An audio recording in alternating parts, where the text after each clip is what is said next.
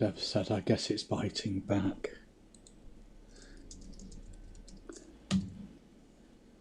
I think I could be live. About time. You are live. Thank you. I trust none of the bleepy words came through. YouTube logged me out. The second I came to go live, it logged me out. Not a happy bunny. The studio... Do you know that text you sent me at 6:15 telling me to calm down? Yeah. It's just come through again. Oh. Yeah, I wasn't calm the first time. How is everybody? How the devil is everybody? I'm now trying Stressed and knackered. Apart from that. Yes, I'm trying to get to a place where I can actually see the chat. Do not log me out of there. Do not log me out. Yay! Hello, everybody. Hello. Now, hang on. Let me get back to the top where I say hello to all the wrong people in the wrong order. Right. Hello, Jonathan. Hello, Peter. Hello, Graham. Let me zoom in. Glasses are... I might need new glasses. Deb, Kim, Peter again. Andreas. Hello. Good evening. And who else have we got? Have I said Kim? Another Deb. Oh, having fun. Sweetie, hello.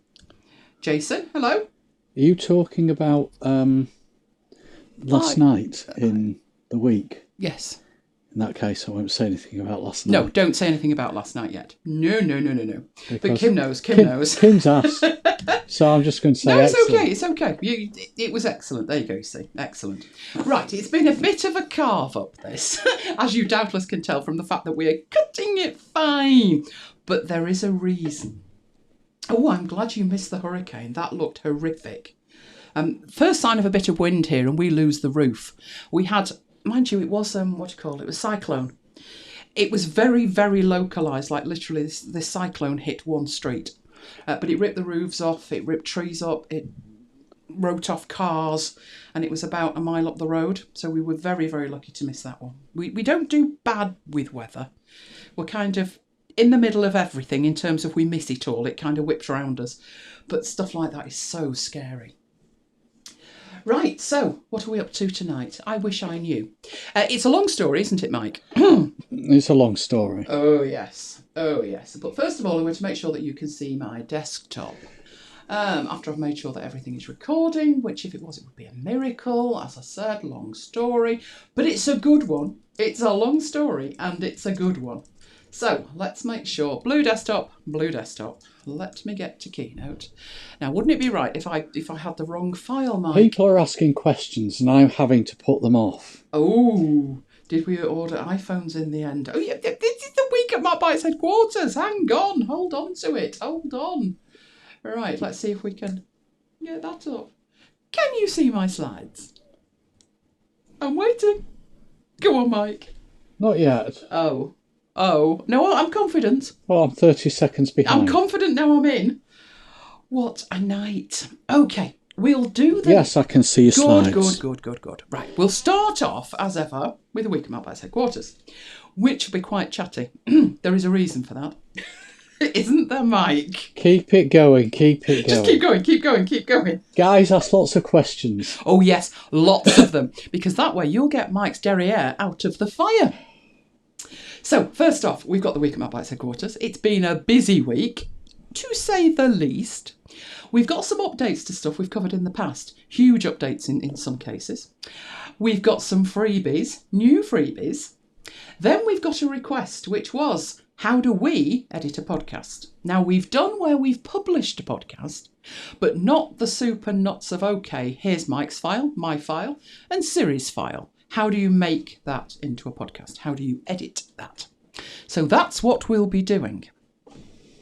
Shall I say at this point? Because, once I get into the week at MacBites headquarters, yeah, obviously to edit a podcast, what do we need? Jonathan will be there. Watch this. Watch the speed of Jonathan. If we're going to show you editing a podcast, what do we need? I don't think it's a stretch. Software. For you. No, Mike. Money can buy that. Okay, what do you need if you're editing a podcast that money can't buy? There you go. Gin says gin! You good idea. But money can buy gin. You Quite right, lots of gin. The way today's gone, Peter, lots of gin. But do you know what? I'm going to slip a bit in about Saturday and tell you all that's gone on today, because between you and me, I need the time. I'm trying to buy time here. There is a reason for it. So, we're editing a podcast. So we're going to start from... Jonathan's got that giddy that he's put a Q instead of a third exclamation mark. A podcast, exactly. Now, of course, what we could do is cheat. We could show you a previous podcast. But no, this is a new podcast. This is a future podcast. It's a future podcast. Don't get excited, but... Do get excited. Get excited. You know what? Get excited. Then we've got something about YouTube premieres. Don't worry about what that is. All will be revealed. Then we've got editing video, because that's the other thing that we've been asked. How do you edit a video? Which seemed such a good idea at the time. For which read, before Mike got involved. That's all I'll say. Now, the unboxing, if I say so myself, is fabulous. Isn't it, Mike? Definitely. Now, can I just make sure that everyone can hear Mike? Do you want to hello? Hello. Yeah. Hello, this is Mike. You're plenty loud and you're drowning me out, which I'll never do. Right, hopefully that's all okay. Excellent. Because I inadvertently this afternoon turned him off. It wasn't punishment for what he did, but never mind. Right, so what have we been up to? The week at MacBites headquarters. Saturday. Oh, it was a good day. We told you it was going to be amazing. It was even better than we thought. We headed off to Slattery. Now, we've talked about Slattery's before. That's the place we go that has the exorbitantly priced cakes that are fabulous. Now, that's not the local one where we get the massive cakes. This one is, as you see, it's been established 1967. It's amazing. They started off as cake bakers, and they baked wedding cakes, and they had tiny little premises. And they've moved on since then. What you can see there is the people who were there with us last week in their restaurant. They have a restaurant that's called Mason's Restaurant. And although it serves, I would say, normal food, but given what some people ordered, I was dubious. But basically, it's the chocolate that's the key to it. But just to give you an idea, one lady ordered a baked potato with cream cheese smothered in strawberries on a hot baked potato. I wondered about the logic of that as well. It looked nice. What she did with them in the end was take the strawberries off and have those for dessert, which was probably the wisest manoeuvre. But we were there because Slattery's run a chocolate challenge. The chocolate challenge is basically more chocolate than you can eat, and you have to shove it down. Now, over 8,000 people have tried this challenge, and only 303 have ever done it. So I challenged Mike. He then got giddy looking at the menu, obviously. That's Stuart that's next to him. Stuart sometimes pops into the after hours. Local friend. So, he was along with us, and they both decided they would do the chocolate challenge. That is what it looks like when it arrives. That's not photoshopped, that's it. It comes with fireworks. It's that big. I must admit, I've seen it before, and I looked at it and thought, that might be doable. I would have partaken, but for the fact I need to be gluten-free, I'm a celiac, and I can't eat that cake, and I don't think they have a gluten-free alternative. So I sadly couldn't partake, but I was taking photos. But Stuart was very, very keen, wasn't he, Mike? Mike, on the other hand, spent far too long playing around with that big cheesy grin on his face. While he's looking like that, Stuart, concentration. Blind concentration. Never seen anything like it. And guess what? Stuart became the 303rd person that did it. His prize? Box of chocolates. He was thrilled. I'm wondering what Kim thinks of all that sugar. Now, I need to mention with Kim here, he did have a dental appointment before he went. I wondered if they'd fitted him with bionic teeth. So he got a chocolate medal and a box of chocolates. Luckily, his good lady took the chocolates from him. And you also get put on the Slattery's website. So there he is, big thumbs up, he'd eaten the lot. And that's the lovely Nina behind him. That's not his good lady. She was just on the picture because I don't think she could manage it herself, but that way she gets on there. Very clever. On the way back, Mike turned a sort of pew screen and carried home the leftovers in a doggy bag. What can I say? Now, on the way back, we went on the Met, which is our tram system. And on the way back, that is Old Trafford. Not the Old Trafford, not a football Old Trafford. No, no, no. It is cricket Old Trafford. You can actually see the score. England were doing rather well at that point, weren't they? It didn't last. I think they actually lost the Ashes there as well, didn't they? But that was us on the tram as we headed back. Now, that was Saturday. Sunday, oh, unbelievably, up bright and early. This is Mike leading the Brooklands Brew Boys. So after Mass on a Sunday morning, we all troop into the parish centre and there's always tea and coffee. Groups within the community do it. And Mike's taken over one of these with his Brooklands Brew Boys. So that was his first official outing with the Brooklands Brew Boys. So at least the tea was drinkable, wasn't it? Yeah. But we're still on Sunday. We are still on Sunday. Guess what we did?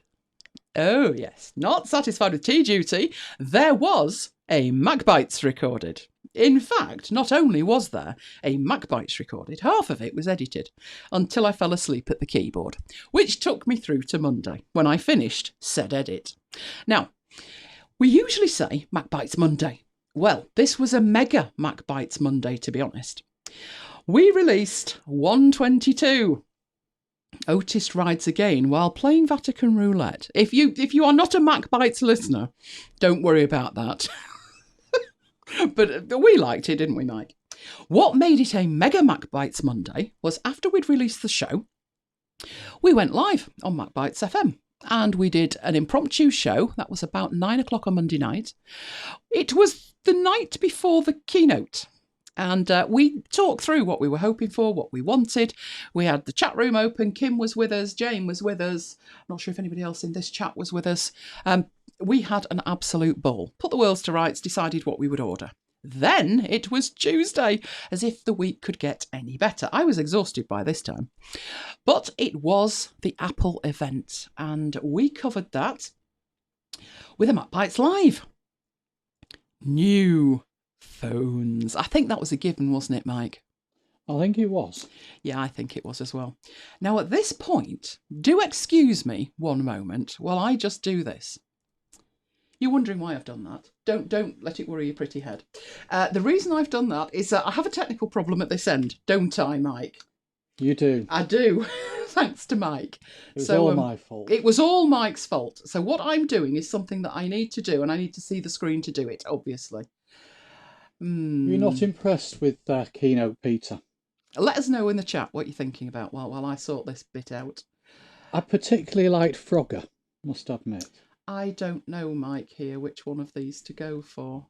Do I go for mine or do I go for the other one? I don't know. I don't know either. Oh, I'm going to go for mine and see how we go. Who else watched the keynote? Right, I'll do that and then I'll come back in here and I'll do that. And then I'll empty my trash. All will be revealed what I'm doing shortly. Wouldn't be necessary. If it hadn't been for me. But I can't get the staff. Right, while it has a contemplative think over that.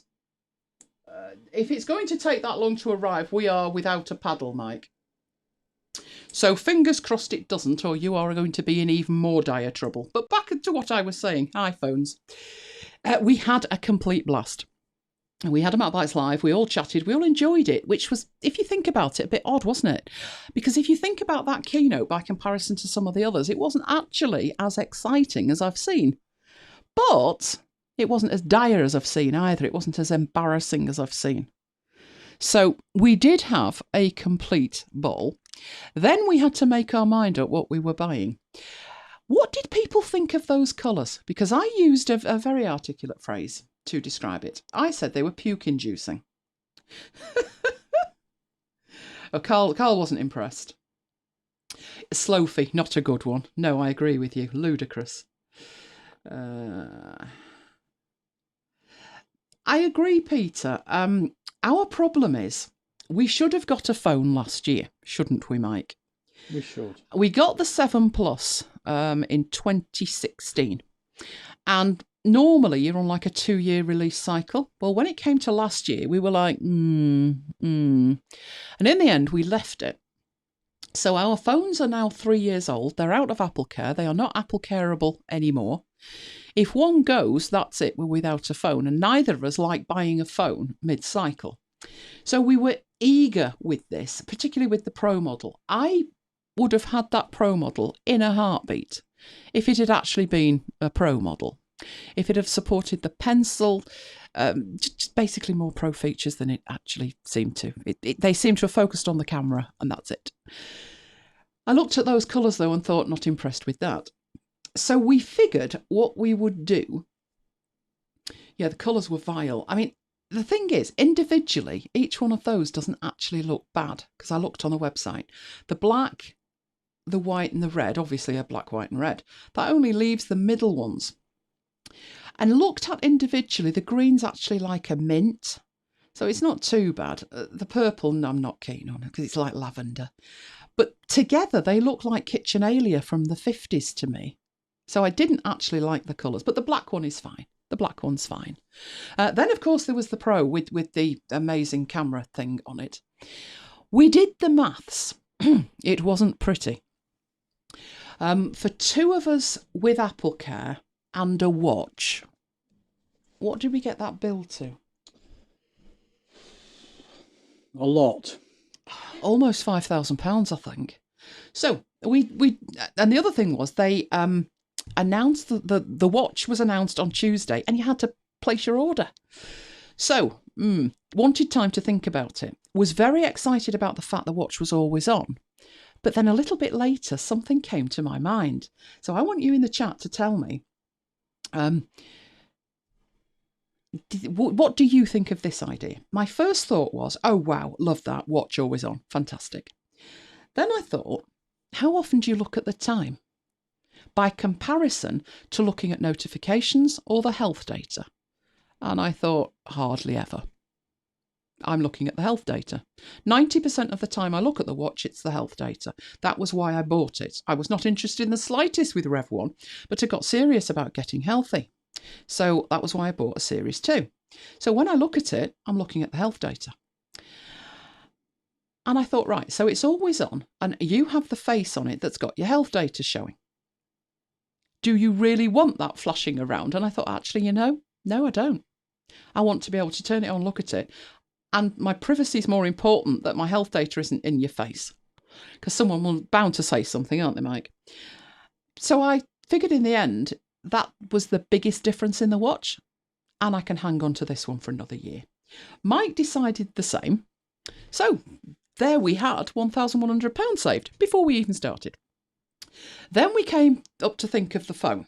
And we came to the conclusion with the phone, we didn't think the price difference for the Pro, the price of the Pro, hang on, let me get this right. The price difference between the Pro and the 11 is purely for the camera. And we didn't know until the very point of purchase that the Apple Care on the Pro is £50 more.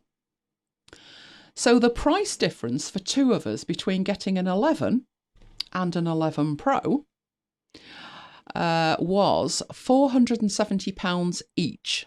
So £940. So having saved the 1,001 on the watches, we decided we'd go for the 11 and not the Pro. Which meant we saved over £2,000, which is scary. Because if we'd have just said, yeah, we'll have the Pro, yeah, we'll have the watch, it's silly amounts of money. My rationale has been to Mike, very feminine, I think. I think this is what women do. He's been warned that I felt we should have upgraded last year. And I might want a Pro next year. It might support the pencil. So this phone is for a year and he has been warned of that. That's why we didn't go Pro. So that was the logic for us. We didn't feel that the Pro features were worth the price difference between the 11 and the Pro. Lots of people in my Twitter feed obviously felt different and they went for the Pro, but not me. Other reason was, and Jonathan and I have discussed this on Twitter, the Pro in fact, none of them have got 5G. And although I don't know where we'll be 12 months from now with 5G, if it was an option, Mike and I would probably go for it.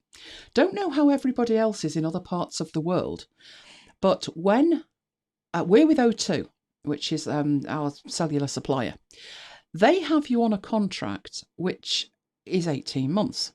But at the end of that 18 months, you just automatically go onto a rolling 1-month contract.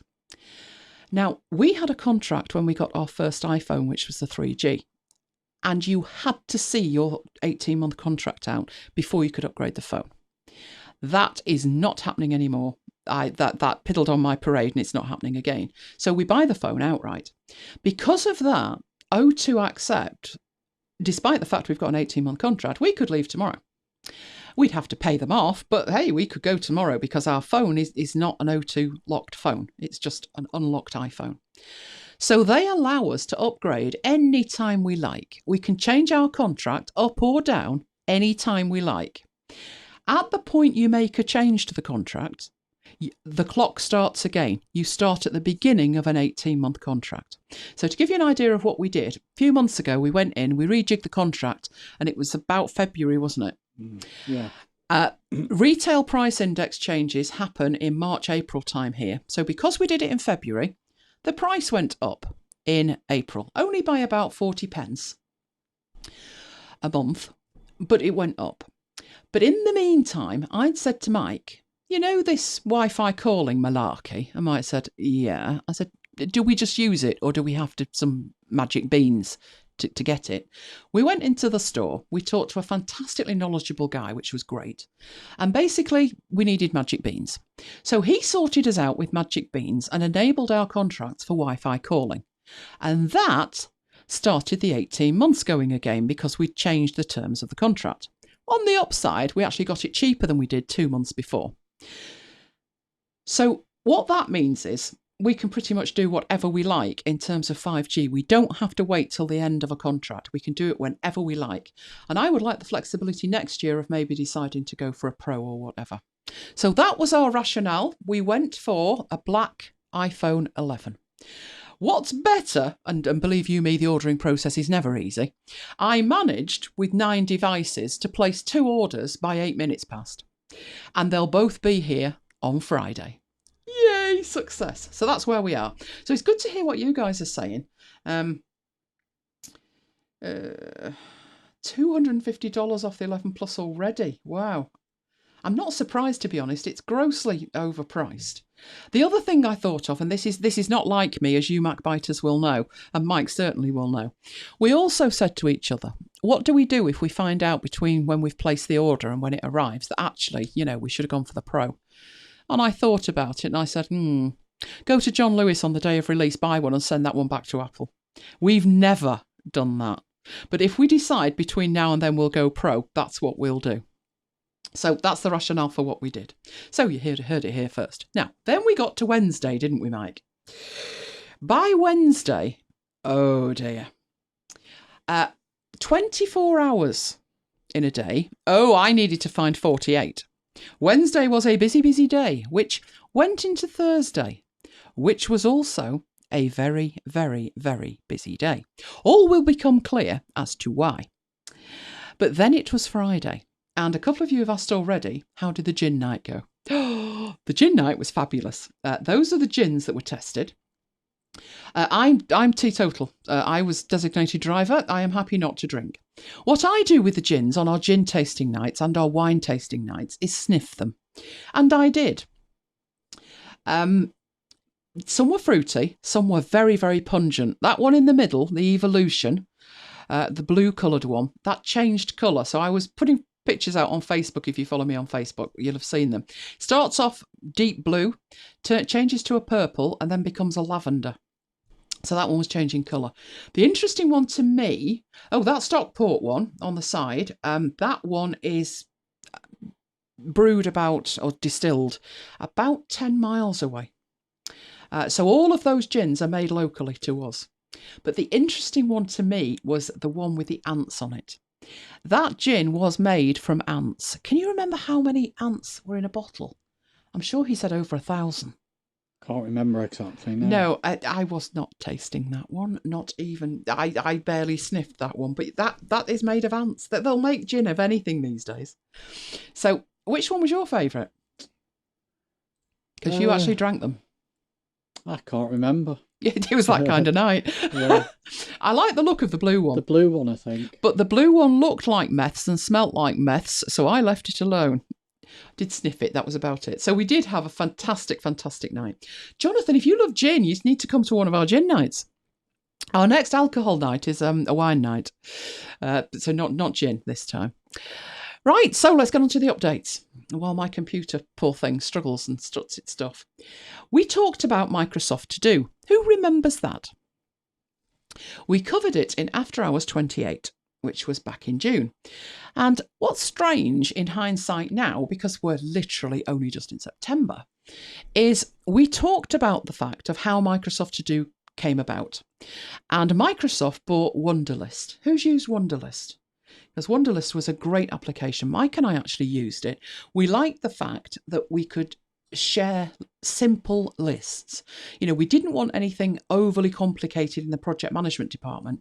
We just wanted a simple list thing. So we started using Wunderlist, and then Microsoft bought it. Well, that's the beginning of the end, isn't it? And they released it back in June.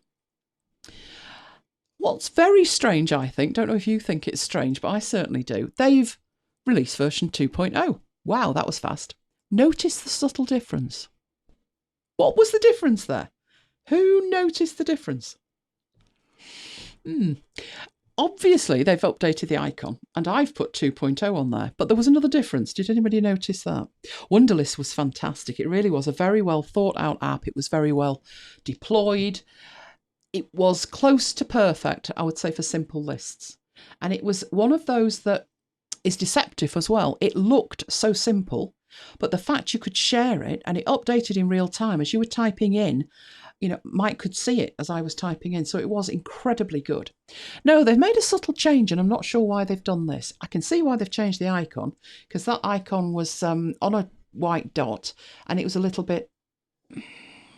The blues weren't very well defined, whereas this one, much more defined. But look at the name. Version 1 was to-do. One wrong way. And this one is to do, with a space, no dash. Why? I have no idea. But now Wunderlist is... That's like Power Pivot. Yeah, it's kind of fused. It used to be Power Pivot, now it's Power Space Pivot. Oh, I don't know what, it's branding, isn't it? Yeah. Well, what they've done is we've got a nice fusion now between what we had as Microsoft To Do and what Wunderlist was. So I opened it and thought, whoa, where did that come from? It was like a purpley colour. So I'm not going through it at any great length tonight, but what I want to know is, would you give this another go? Now it looks like Wunderlist and is behaving like Wunderlist, even though it's Microsoft. It is available on every platform. So you've got your iOS, Android, Windows and Mac all covered. But there's also a version for the web. And I had a look at it inadvertently, to be honest. I was looking at the website and I clicked this button and it took me to the web version. And there was all my stuff instantly there. And I thought, actually, that's not bad. And by default, the I'll get that right in the end, the browser version had all of the features in terms of, it was even giving me notifications. Now, they can be turned off, but the fact it was available in a browser, I instantly thought for Mike, oh, he could do that at work, log in as himself in a browser.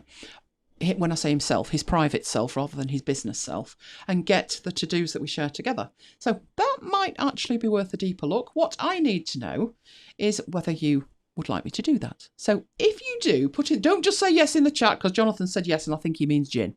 So if you want to cover that, put yes, Microsoft To Do. All right, other update.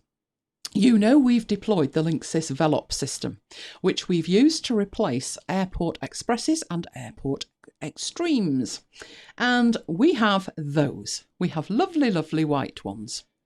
And I do like it when they've got a blue glowing light on the top. One of them is red. I have no idea why. I will work that out. Well, the reason I'm talking about it is, if you were quite tempted by those, but white's not your colour. They now do them in black. So apart from the fact that they're black, they are identical.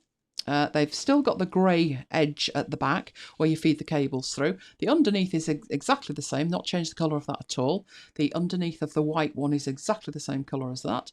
But they are available in black. So that if that would suit your decor more, then they're available right now. They are £10 more expensive, and I'm not sure why. But there you go. They are available. Right, last update I do think. Devon Think Pro. We've been talking about this for quite a few months because we followed through the beta program. They quite surprised us with that, although it was long overdue, to be honest. I actually looked the other day at upgrading. It came out on the 12th, which was Thursday. So it was released on Thursday, and I thought, when did I buy version 2? And I couldn't believe it. It was 2009, so it's been 10 years since I paid for an upgrade. I was all for paying for an upgrade, but be very careful with the upgrades. It's out and it does look amazing. If you've not tried the beta, that's the dark mode, but in terms of functionality, it's mainly tweaks. If you've used it before, you'll be fine. But the stuff that they've added just makes it polished, very polished. The issue for me was it's now licensed per computer, not per person. So it's been per person since forever. And they used to give a very generous trial of 150 hours. Now that might not sound like much, but it's 150 hours of use. So if you used it a day, an hour a day, you could get a 6-month trial out of it. I'm not sure what they're doing with the trial this time because I haven't updated the beta yet, but I did look to upgrade. The problem I've got is I don't like anything that's activated like that. I would get concerned that I can't get into my software. Oh, Mike, have a look if To-Do links in with Planner, because I thought it did. What I'm doing. Yeah, I thought it did. I thought that was one of the things they were rolling out. Anyway, for your upgrade fee, which is for the Pro version, £99, you get 2 activations. So you can have it on 2 devices at the same time. That would give me a problem. I have got more than that. Now, you can buy extra licenses, but of course they are hugely expensive. Now, they have promised that down the line, this will be released in the App Store. Yes, have a think about that. Now, I don't know in the App Store if they would expect you to pay $199, which is the non-upgrade price. But even if they did, even if there were no upgrades in the App Store, or you didn't buy it in the App Store in the first place, paying £200 for as many installs as you like is rather tempting to me. So I must admit at this stage, I'm thinking, how long will it be before it's in the App Store? It may well prove to me to be one of the apps that I buy twice. I know, I'm crazy. But the method to my madness. For instance, I have got Publisher twice. I've got it from the App Store and I've got it direct from them. That's because I was on the beta program and I got a great deal on 2 platforms. So I thought, well, I might as well do it. And then I was deep within my demo when it was finally released on the App Store. And I thought, well, I'll buy it on the App Store as well. The other one that I do that with, I have been known to do it with Snagit because I want it on all my machines. And the other big one is Camtasia because that's the one I rely on. So I have a version direct from TechSmith and then I have a version from the App Store. And this app may well turn out to be that one. I have no idea when it's going to come out in the App Store. And depending on what limitations they've got on the trial version, it could well be that you need it before then. I don't know. But you've got all the facts. And you've all requested, I think every single one of you have said, show us Devon Think. And I said, I'm going to leave it until it's finished. The beta program's finished, so we know where they're actually at. Well, hopefully we know where they're actually at, and I shall be getting onto that shortly. Next, we've got our freebies. We have our usual freebies from Creative Market. Some nice ones this week. We've got there some social media stuff, which is simple enough. The middle one at the top But nice that you can just take that and put your images in it, and boom, you look all social media. You've got fonts, 2 fonts. So on the right and left at the top, you have fonts. Always like fonts because I can do things with fonts. I also like the distressed textures on the left-hand side, because stuff like that, when you need something like that, that's not the time to be looking for it because you'll waste hours. And the other one on the right-hand side is patterns. Now, I showed you how to make patterns in Affinity Designer, but there's some to get you going. They're PSD and JPEG. They would work with all of the Affinity stuff, so you're good to go with that one. And the middle one at the bottom is a photograph. So if you ever need clouds on a slide or something, there you go. Now, they're the ones we usually do. That's creativemarket.com/free-goods. But this week I found some more. This arrived in my email, and it's from Envato Market. Now, Envato do great quality stuff, but it's not cheap. Case in point, this lot. So because it was Friday the 13th, they've put out some freebies. Now, don't panic, you've not missed it. They put them out on a Friday, but as you can see there, they are available until 1 minute to midnight, Australian, is it Eastern Standard Time? It's Australia anyway, because that's where they're based. So what you've got there, as you can see from the prices, that e-commerce, the WooCommerce kit thing, very expensive. To be honest, so's the promo, and that Jungle Drums one is audio, which is never cheap. You can get cheap pictures and stuff, but audio's never cheap. And it really is like a jungle one. It would have done for when we did on Bongo, Mike. On Bongo, they drink it in the Congo. Yeah, remembering that one. Would have been the perfect backing track for it. So you can download those. Don't add all to cart. Click them individually. Go through, and once you've got your Envato, your free account, you should be able to download those. Right. So let's head straight into editing a podcast. Could well be I'm shifting too fast here, couldn't it, Mike? More on that shortly. Right, so we were asked, how do we edit a podcast? Not necessarily how we would recommend you edit a podcast. How do we edit a podcast? So, quick history of how we started. I mean, well, to give you the spoiler first, we use Hindenburg. Hindenburg is a very unusual audio editor in terms of 99.9% of audio editors that you see are intended to edit any kind of audio. But they do have drum tracks available and multi-this and all of that. And they tend to be for editing music.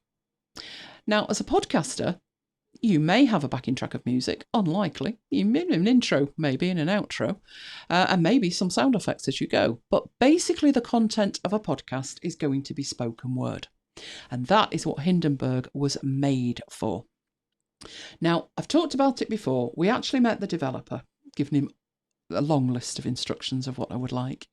But they were very responsive to that. And it is the most amazing application. But be warned, if you download the trial and decide to have a go with it, which is exactly what I did, I'd waited to download it until the 1st of October.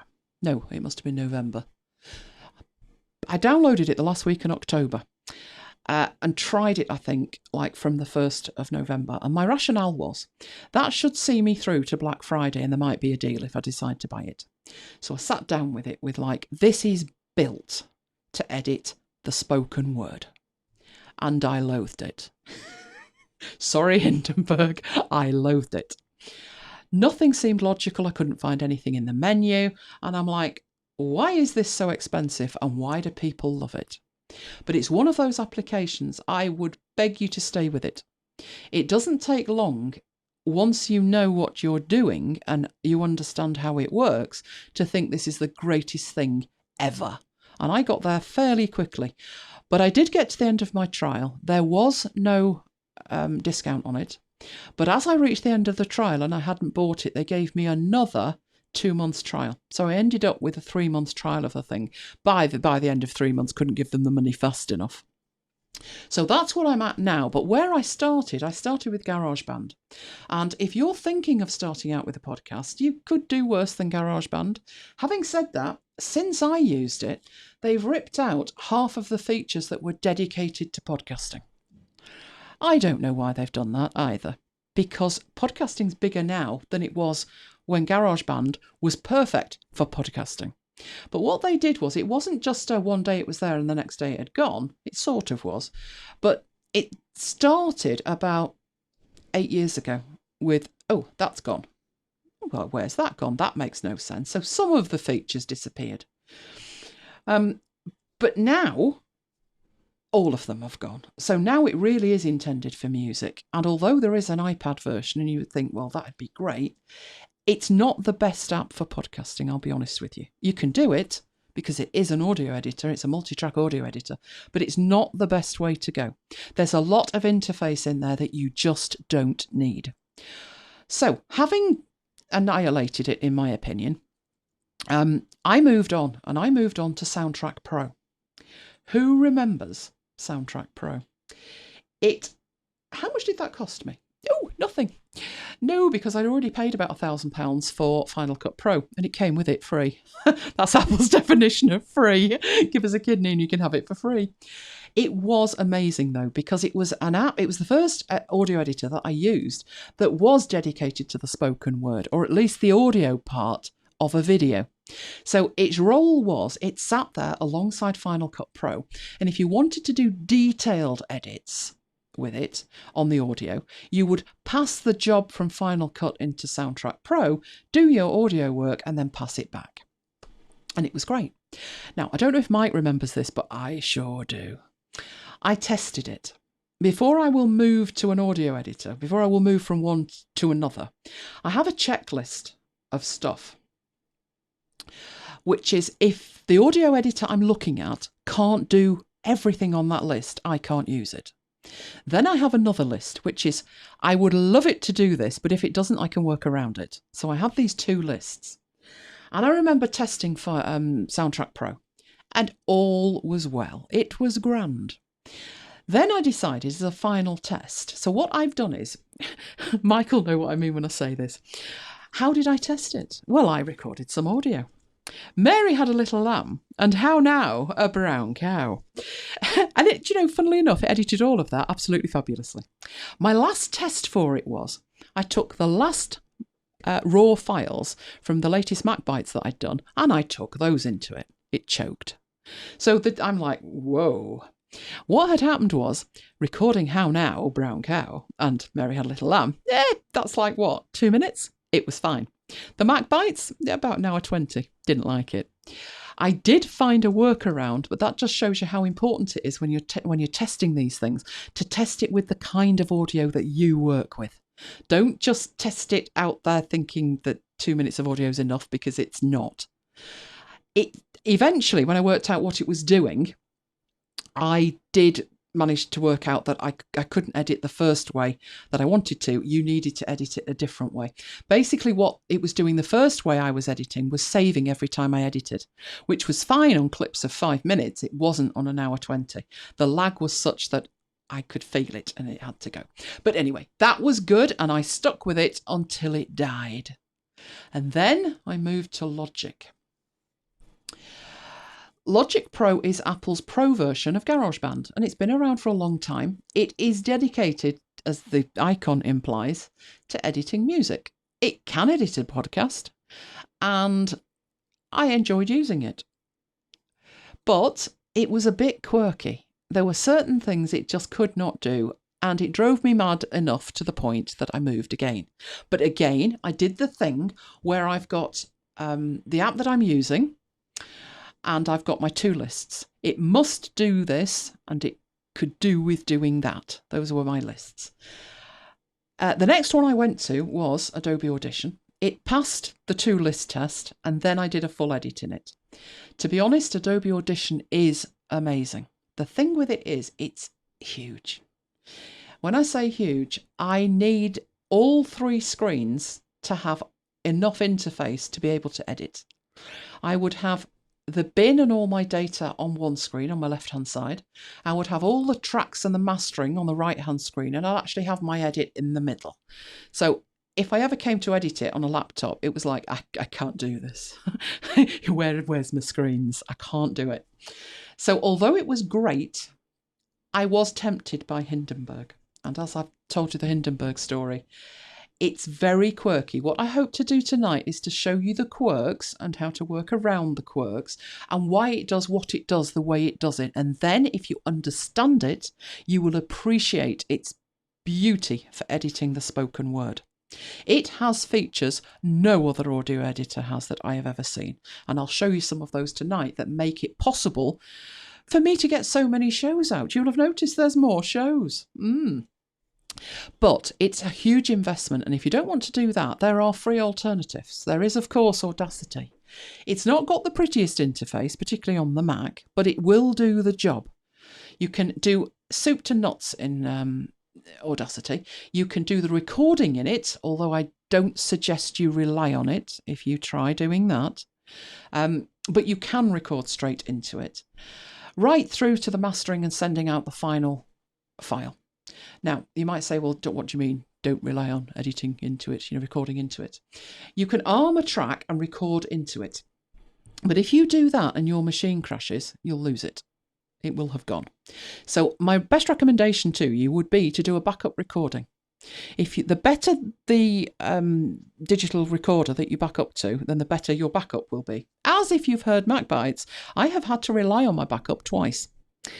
Once I was nearly hoisted by my own petard. I'd forgotten to turn it round the right way. Don't ask. It was a long day.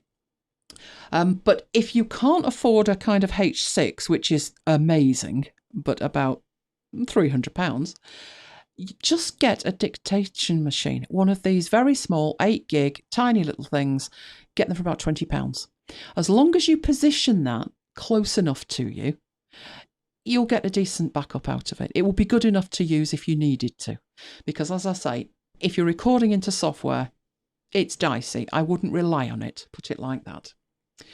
Right, got a question there that I saw. £1,000 for Final Cut Pro. It was in a huge box. It came with about, I actually weighed it once. There was, let me think, 14, 28, 42 pounds of manuals in it. There was 3 stone of manuals in it. It was a huge box. It came on heaven knows how many DVDs, and it had all of the assets with it, clips that they gave, all sorts. It was amazing. And I remember working through the manual that they gave you with it because it was a proper thing.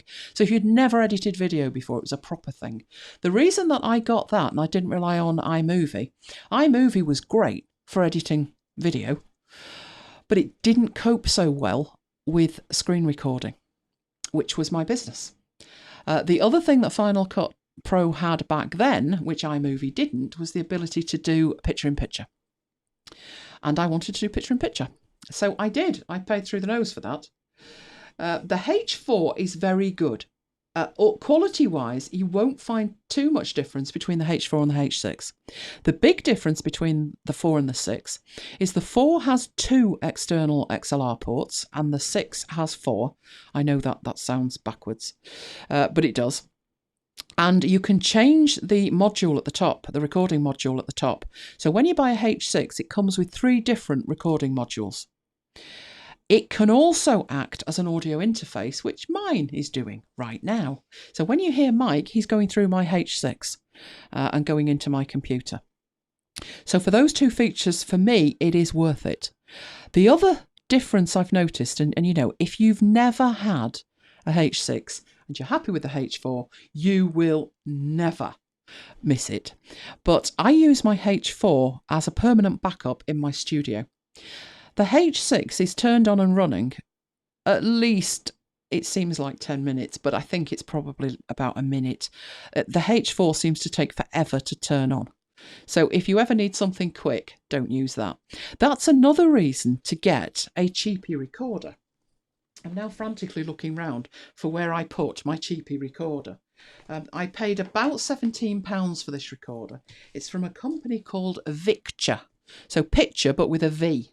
Have a look on Amazon. You'll find it. Where is it? 1 second. Oh, it's kicking around somewhere. I don't know where I've put it. When I find it, I'll let you know. But it's very small. And one of the beauties of having it is it has no interface much at all. It's a black thing. It's about 4 inches tall. But on the side of it, there's a slider. I don't have to turn it on and wait. If I need to record audio, I push up this slider and in 2 seconds it's recording.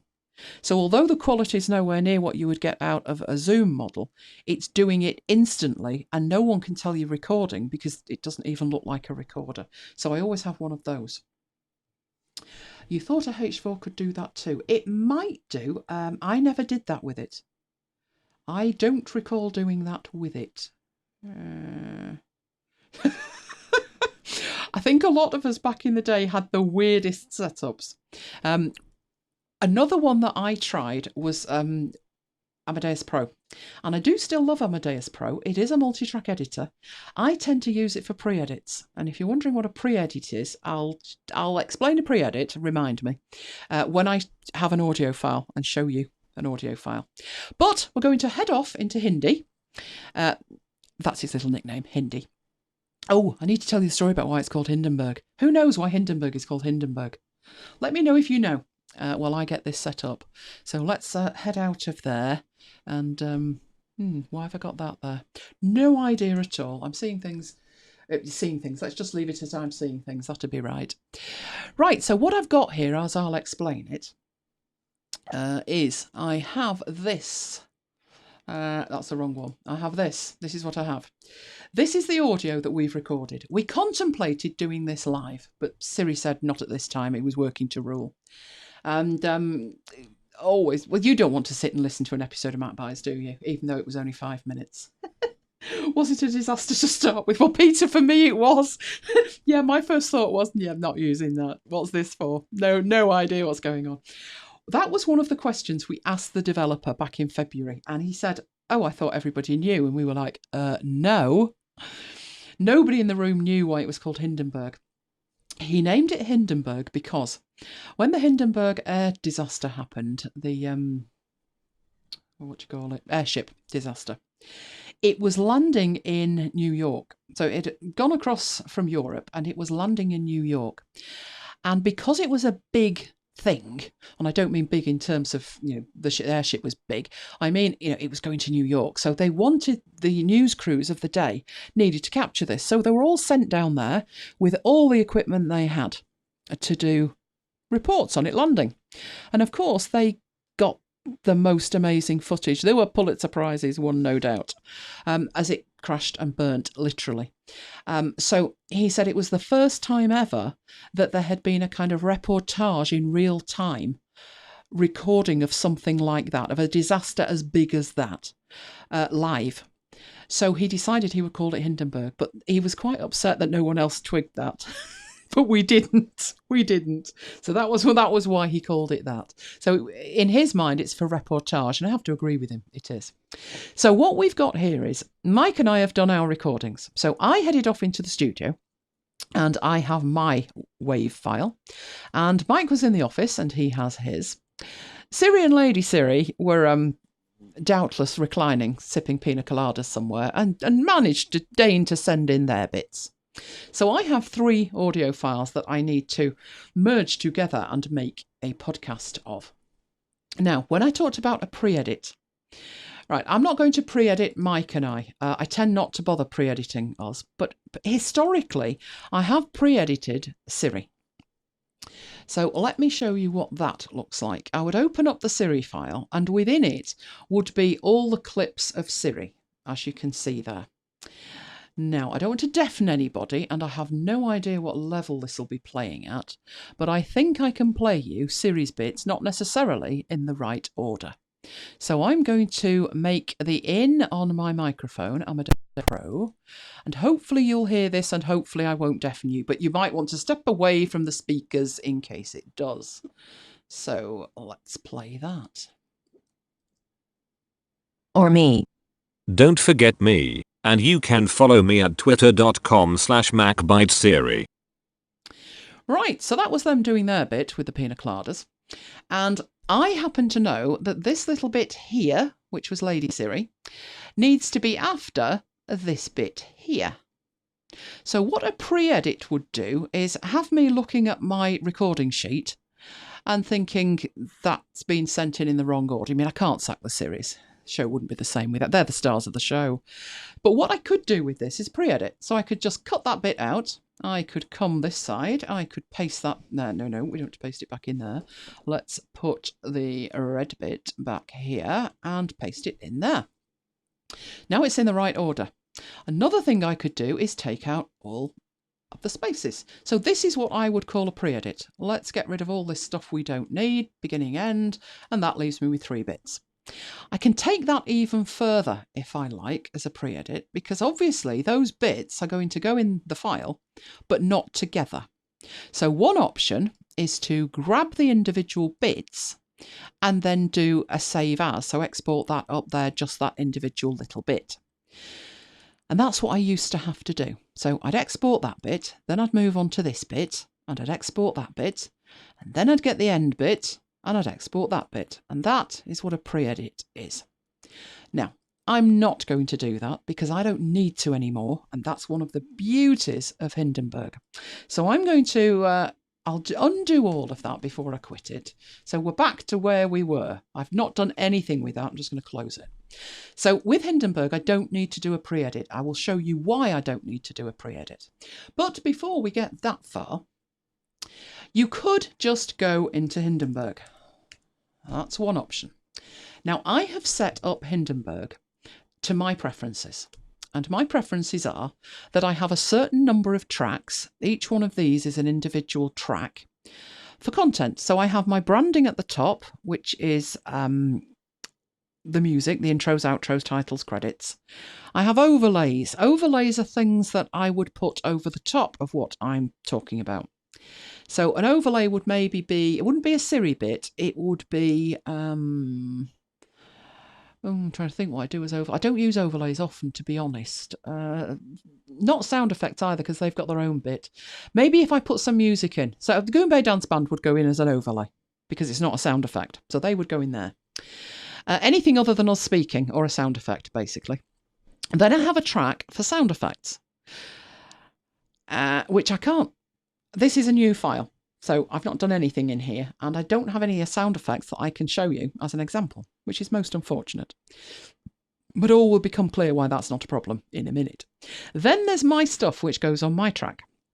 Then there's Mike's track. Then there's Siri's track. Oh yes, they have their own, Lady Siri. We have traditionally had this one called interviews, but we don't actually tend to do much in the way of interviews. I think we've done 3 in all the time we've done it. So I've taken lately... You may have noticed if you've listened to the show, we've got Alexa saying things. So I tend to have an Alexa track now. Now, how all of that is set up, because if Mike went file new on Hindenburg, his would not look like that. You set it up in the preferences. No, you don't. I'm lying. Let's have a look. Where do you set it up? I thought you did. I thought it was in there. I did it once and it's just worked ever since. So it must be in there somewhere. So I set mine up to look like that. But even that isn't brilliant in terms of a template. It's not bad. It's got the tracks in. But what do I need in every show? Point to anyone who can tell me something I need in every show. Mike's content would be different and my content would be different. The Siri content would be different, but there are things that are in every show. There's at least 3 things that are in every show. Who knows what they are? There's also other things that we use frequently. Not in every show, but when I'm talking about something, we have some sound effects. The overlays I talked about, we play tiny clips of music, literally less than 10 seconds. I won't play more than 10 seconds or people would get uppity. But we do have little clips that we use frequently. Spot on, Peter. We need the intro music. So we have intro music and we also have the credits at the end. So, yep, titles, credits, outro music. The other things are used, though, those are the 3 that are in there all the time. There's also an apple bite. We actually have a, so like somebody biting into an apple. So those 3 things need to be there for every show. But the last thing I want to be doing is playing around looking for sound effects at the point of the edit, because once we've recorded it, we believe the clock's ticking. You've got to get that out in case something happens. Now, that might sound ridiculous, but back in 2011, we did a show. And luckily, I didn't hang around with the edit because MacBites is incredibly irreverent. Even if you've not heard of MacBites, if you've only ever watched us on After Hours and you've no idea what we're talking about on a MacBites, how many of you have never heard of MacBites? Let me know in the chat. But we're very, very quirky and we have lots of humour. There's lots of laughter and jokes and irreverence. And we got this show out, thankfully, because if we'd have left it any longer, Steve Jobs died. And the show would have been wholly inappropriate. So once we've edited it, once we've recorded it, I like to get that show out the door within 12 to 24 hours. And to do that, I need the titles, the credits, I need chapter markers. As Deb says, I need the name of the show. Oh, Peter, you've never heard of MacBites. Oh, Deb. Go pick one and listen. Just not episode 1. Not episode 1.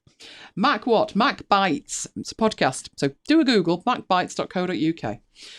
If you only listen to the last 2 minutes of a show, if you have heard a show, so we know for the fact that Graham has, and we know Carl has, haven't you, Carl? If you've heard of MacBites, isn't the last 2 minutes the best thing? Definitely. The last 2 minutes. Yeah, Neil, that's a good way of putting it. We are quite different. We're not your standard Mac podcast. We do know what we're talking about. We just like to do it with a lot of humour. But the last 2 minutes, we're not the stars of the show. MacBites, Siri and Lady Siri are the stars of the show. So just listen to the last 2 minutes and you'll get an idea for what MacBites is like. But because of that, I need access to lots of things. And if I started an edit looking at that, I'd drive myself insane. The only thing I've got is the tracks. But look at what else I've got on the screen. I have a section for chapters and it's blank and there's a little grey bit and it says no chapters and I've got markers. Cool. Then over here it says favourites. Favourite what? Interesting. Clipboard. Does it mean I've copied something? Oh no, it doesn't. In fact, the names of these should give it away. General. Stuff used anywhere. Siri. Siri, Lady Siri, Alexa. Sound effects, all our standard sound effects, and any extras we may have. Now, in every other audio application, these are known as bins, and they are where you store stuff, but you'll see they're empty. That's because I just said File, New. What I really need to do is create a template, and Hindenburg doesn't have the concept of a template. I have discussed this with the developer. It may or may not be arriving in the future, but I did push the case for a proper template. So let's close Hindenburg down completely.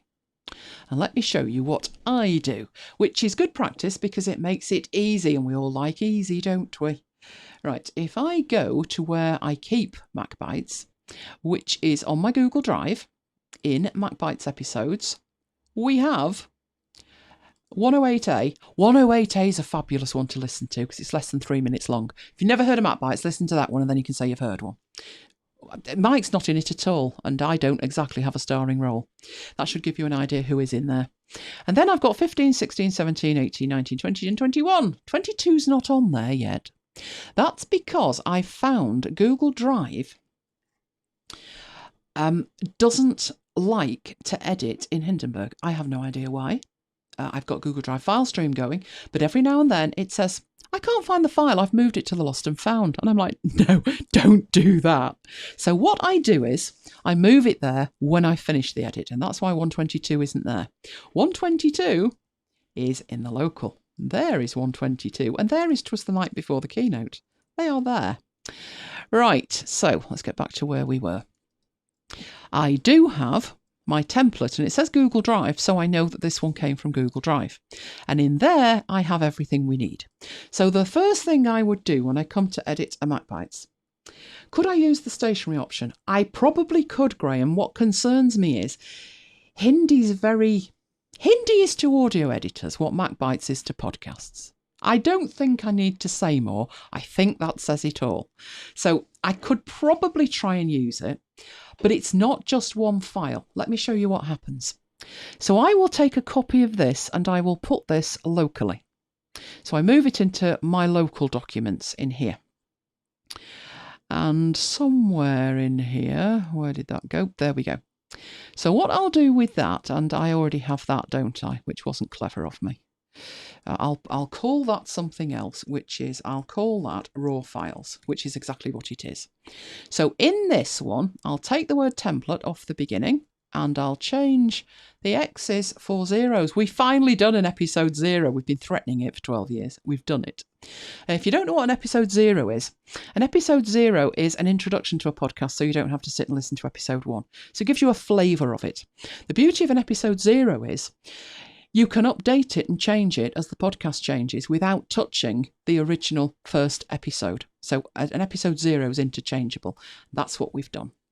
So just to show you what I've got in here. This is how I organise it, and this has grown over time. I have a Hindenburg file called Hindenburg.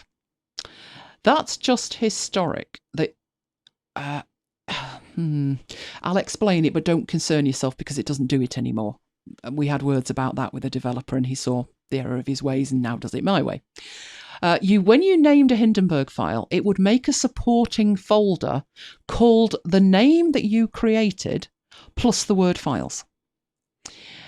If you subsequently renamed this, it did not rename that, which was a problem if you were trying to make a template and or use the stationery option.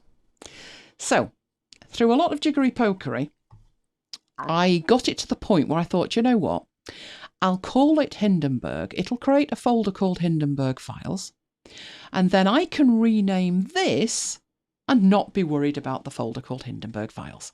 So that's what I do. I would go in here and I would then rename that with exactly what it is, which is MacBites. The two of those are still glued together. So in here, I have all of the assets, both audio and images, and my sound effects, and my stingers, that are referred to from within here. So this file on its own is tiny, it's 5K. But all of this lot taken together is lots and lots of meg. So these two must exist together. Don't divorce them, they get very upset. If it can't find the files, it does get very, very giddy. The beauty of doing it this way is I could duplicate that and do a different edit. Or I could send that, just that file, that Hindenburg session file, via email to somebody. Because if these were shared with somebody, it would just pick them up at their end and I would not need to send, and I haven't got anything great in here at the moment, but I wouldn't need to send 23 meg with it. And by the time I finished, possibly a few gig. So these two must live together. That's where I'm going to do the edit. But these that I have up here are how I organise stuff. So in the audio files, you're wondering why there's not a 1 and a 2. And I wish I could tell you, I can't remember. I might need to revisit this. But traditionally, that's what we do. So there must have been a 1 and a 2 for some reason. But I put the Siri stuff in there. So you'll see at the moment, it's empty. And I put our dialogue in there. So I should probably do that right now, because here are the raw files. So I will grab these. I'm going to copy them into that folder. And I will start to edit the show exactly the same as I would if it were the next show. So I go into dialogue and Mike goes into dialogue. Siri goes into Siri because there's usually more than one Siri file. And there's sometimes an Alexa file while we're at it. You may be wondering what the NIU folder is. It's __NIU. And what it means is not in use. We make backup recordings. That's where they go. And then I fold them up because I'm not interested in it. Where are our backup recordings from this, I hear you ask? All over the place with the day I've had, but more on that shortly. I need to keep talking for quite some considerable time, Mike, if I'm going to get this file ready to upload. But hey, we've got all night, haven't we? No one needs to go to bed. Right, then I've got my file and I've got Mike's file. You can see that they are, at this stage, the same size. That's because they're the same length, and it looks like Mike and I spoke for the same duration each. And if you're wondering what I mean by that, if we do a show and Mike does most of the talking, his file will be bigger than mine, even though mine is the same length as his, and vice versa. So to be honest, I usually say more than Mike. Can't imagine why. And my file usually tends to be bigger, but this is fairly small, so they are the same length. Right, then, so that's it then. Our dialogues in the dialogue folder, Siri's in the Siri folder, our audio files are in the audio folder. All right, then we come on to the show. And I can't do anything with that right now. But what goes in here is the show art, and that's the generic MacBites show art that goes in the podcast. Poor Peter needs to go to bed. I'm glad you're enjoying it, but you can always watch on catch up, can't you? So the show art goes in the show art folder. If we have recording notes, they go in the recording notes folder. When I've done all of the exports to publish the thing, show notes for Ulysses go in at number 3. The feeder feeds go in 4. The email goes in 5. A bounce is when you export the file. It goes into the bounces folder. And then once it's all published, I will download the file. And that way, I don't know if you're aware, but when you publish a podcast, the meta and the file get merged together. So the downloaded file will actually be slightly different from the file that I export. So I always make sure we've got a copy of the downloaded file as well. But you can forget folder 2. Nothing's happening in there until after you've published it. So the ones that I'm interested in is the Hindi file, the folder that Hindi puts all its stuff in, and my source audio, which is these. So I will move this off the screen because I'm going to open Hindi. But before I do, I'll show you that I'm not cheating. I'm opening this file in Hindi is what I do. So let's double click that to open it. Once it's open, have you shoved it behind it? Where have you gone? There it is. I'm going to bring that Finder window back and move it onto my other monitor so I can drag and drop the files in. That's the only reason. I am not cheating or doing anything weird. I'm just having it so I can drag and drop the files in. This file that you're looking at, slightly different than if I said file new. This is a MacBites edit and lots of stuff is already set up. I've got exactly the same track names, down to the fact I haven't got any Alexa on this one, but I could actually change that. So I've got the same exact tracks, but on this one I have the opening titles. So they're already there, the opening titles, in the right place. And the first chapter marker is there because that chapter marker is just after the byte. Now, for those who've never heard of MacBites, shocking admission, I'm going to make sure that you can hear what's going on in Hindenburg. Again, I can't guarantee the level of this. So let's just be careful with headphones, step away from the speakers, and let's see if we can get this playing. So let's play that.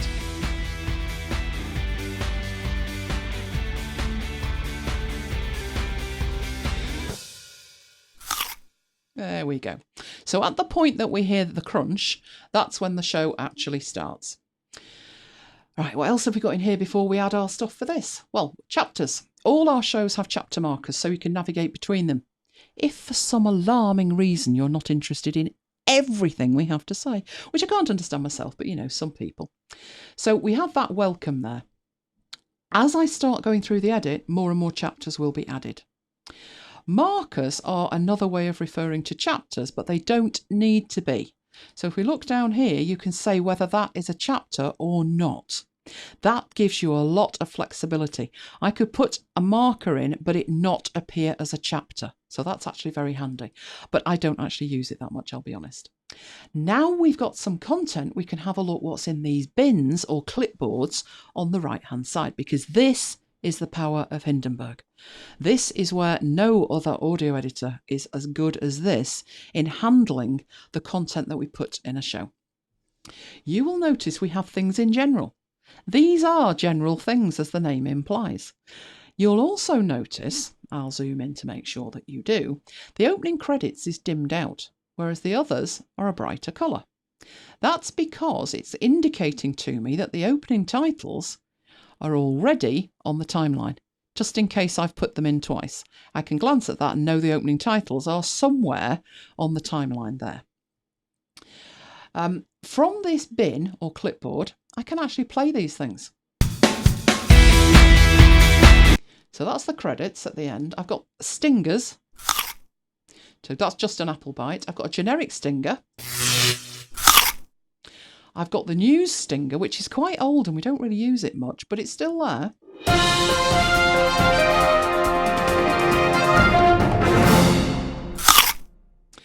And then there's Switcher's Corner. Switcher's Corner's funny. I can't believe that's only 6 seconds, Mike. It's shorter than the news. But this is Switcher's Corner. Ah, crap!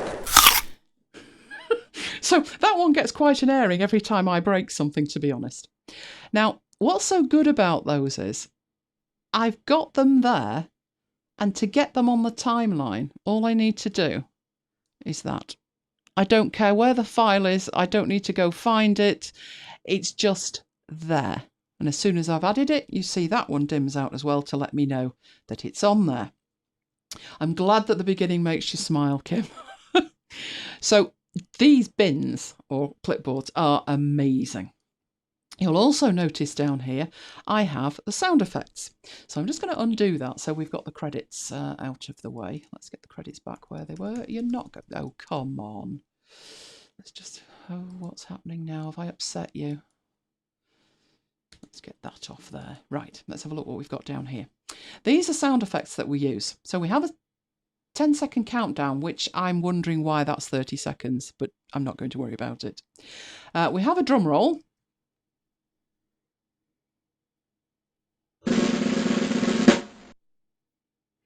We have dun dun dun, dun dun dun is like, they did what?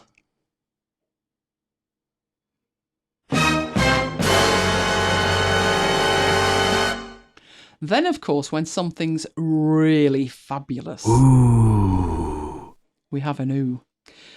I use the sad trombone a lot. And I have another one of those because, you know, a lot of the time I've broken stuff. Now, just having those available is amazing. I can't tell you the time that saves me. But it gets better than that. So let's get me, Mike and Siri in here.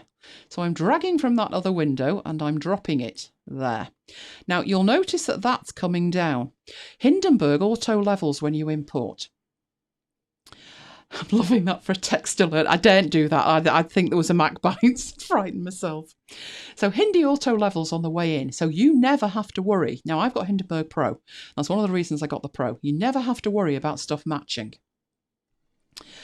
Let's get Mike in there. So Mike's audio and put Mike on Mike's track. There we go. And it should auto level him downwards. So we match. And then we need Siri. So I will drag and drop Siri in there. There's Siri. Bless. And it will auto level that. Now, obviously, Mike and I need to be keyed up from the welcome, but of more significance is Siri. Now, you heard that play. I don't know how much anybody here knows about audio editing, but there's certain features of audio editors, and they are the same across the board. Mike didn't know this until last week, when I gave him a very brief lecture in editing. But you always tend to have two buttons on your tracks, M and S, mute and solo. If I click mute and then play that, you won't hear Siri. It will have muted that track. So let's show you what that would sound like. Let's put that here and let's move Mike a bit. So the only thing that would be playing there would be Siri. Or me. Don't forget me, and you can follow me at twitter.com/MacBitesSiri. So if I mute that track and we go back and click play again, blissful silence, no Siri. But sometimes that would be very arduous if you wanted to do it the other way round, which is, I want to edit this Siri clip, but if we presuppose that these were keyed up properly, I'd have to mute Mike, and I'd have to mute me, and I'd have to mute branding. That's where soloing a track comes in. S means solo. Basically, mute everything else. So you can see there, technically, if I press play, you should hear me. But I've said solo only play Siri. Don't forget me, and you can follow me at... So that's muting and soloing. Mike didn't know that, but now he does. Now, what that means is, let's do the start properly. Let's zoom in here. And I need to find here the start. Hello and welcome to MacBites. I'm Elaine Giles and I'm here with my co-host Mike Thomas. Right, I will explain what all that's about, but I'll key that up there. So Mike and I started exactly the same moment. And that's the beginning of the show. So there's the welcome just as I start speaking. Now, at that point, I would need to edit Siri because in here, let's just listen to from there. Host Mike Thomas. I couldn't forget you, Siri. Nor you, Lady Siri. So there's a clap there so we can see where the Siri bits need to be. So these bits need to be up here. But we don't want this to get messy. No, no, no. And sometimes there's lots and lots of Siri, isn't there, Jonathan? I know you love them more than you love us, and it's very sad. Poor us. We get very despondent over that, but never mind. They are adorable. Imagine that I've got 40 Siri clips. I don't want to have the Siri thing on here and be slicing and dicing and going on. Good evening, Roger. Glad you can join us. We're editing a MacBites for real. So I've got this Siri thing and I could have 40 clips. I could have 2 clips. As it happens, I've got 3. But this is where Hindi is fabulous. What I'm going to do. I'm going to edit this Siri bit so it's perfect. So imagine that this show is an hour 20 and Siri chips in 20 times. The edit would drive me insane. I'm talking criminally, clinically insane. But Hindi makes it possible, and this is how. Solo the Siri track so everything else is muted. And I start listening to it. Or me. That's the first bit. I press B. That's blade. It cuts it. I listen to the next bit. Don't forget me. And right in the middle of it, I hit blade.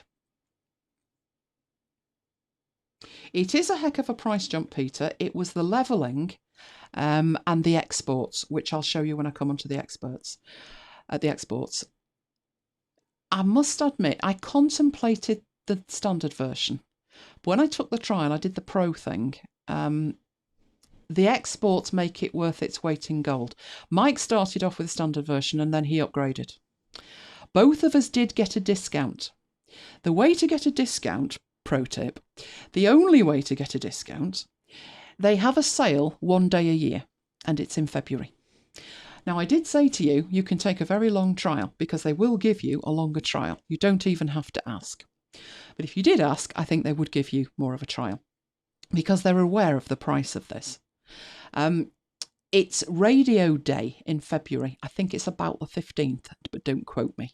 And they knock off something like 20 to 30%, maybe even 40.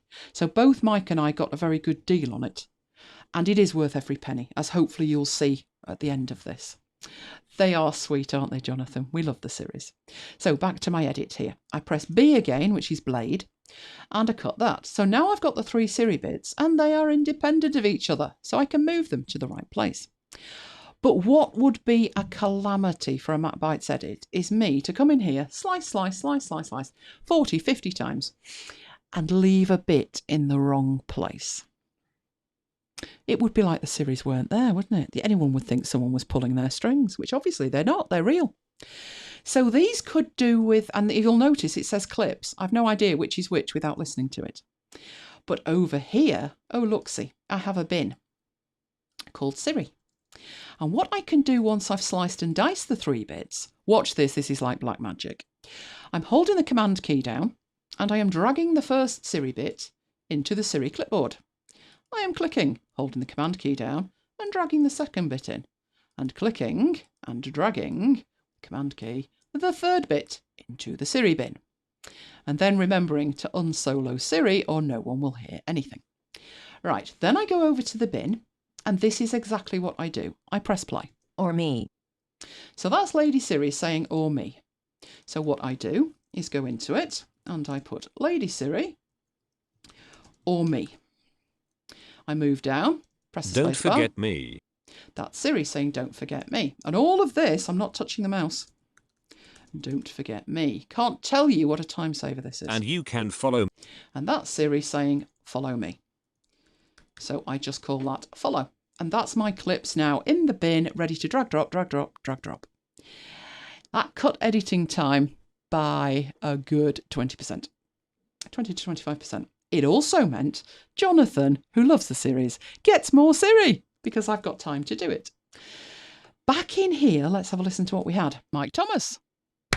Clap. I couldn't forget you, Siri. Clap. So I know that in here, in there, I need to put some Siri in. So I delete our bits. I have no idea at this stage how long a gap I need. What I can do is put my insertion point here to make sure Siri comes in just after I've finished. If I click the Siri track, I can actually then use a command key, I can use a key, which is Option and 2, and it will put the next Siri piece, the one that's not being used, which is right at the top of the list, on Siri's track, with a shortcut key. Didn't touch anything, no mouse. No mouse was hurt in this. So I drag that into place there, making sure it's about right. Have a listen to it. Or me. Actually, that's the wrong one. That's Lady Siri, isn't it? Let me undo that. Lady Siri should have been moved down in the order. You can change the order.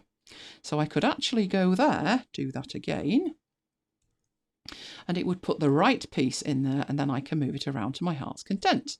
And then I have a listen to it. Don't forget me. I could. Now, these would need to move back, so I would eyeball that. And again, I would listen to the whole edit. Now, notice how you're going backwards and forwards to listen to the whole edit because you're here. You don't need to touch that mouse. You can use the P key. P is pre-roll. It will take you back 3 seconds. Co-host Mike Thomas. Don't forget me. I couldn't forget you, Siri. So the beauty of this as an editor is it's meant to be mouseless. They have thought it through incredibly carefully to make sure that you can get your edit done as fast as possible without constantly moving the mouse and clicking. And that's what I appreciate. I really love that. So at this end, I need to get rid of that. So I for in, and probably there, O for out, and grab it on the 2 tracks, press the backspace key, and I've now got a gap. So I'll then go escape to lose that, put that where I need it, make sure that the Lady Siri track is active, and then I can command, Option and 2 again. And the Lady Siri piece goes in, and it goes in the right place, on the right track. And then I will move it, and I will do my P for pre-roll. Don't forget me. I couldn't forget you, Siri. Or me. Nor you. And then they, of course, need to move back. So grab the 2 of those, move them back into place. Again, have a listen. Or me. Nor you, Lady Siri. Awesome. Right, we're well into the edit now. Now, luckily, there's only 3 Siri pieces in this one, but sometimes they really have a lot to say. So at this point, what I do with my edit is I listen through to the whole lot. I don't expect you to sit there and listen through to the whole lot.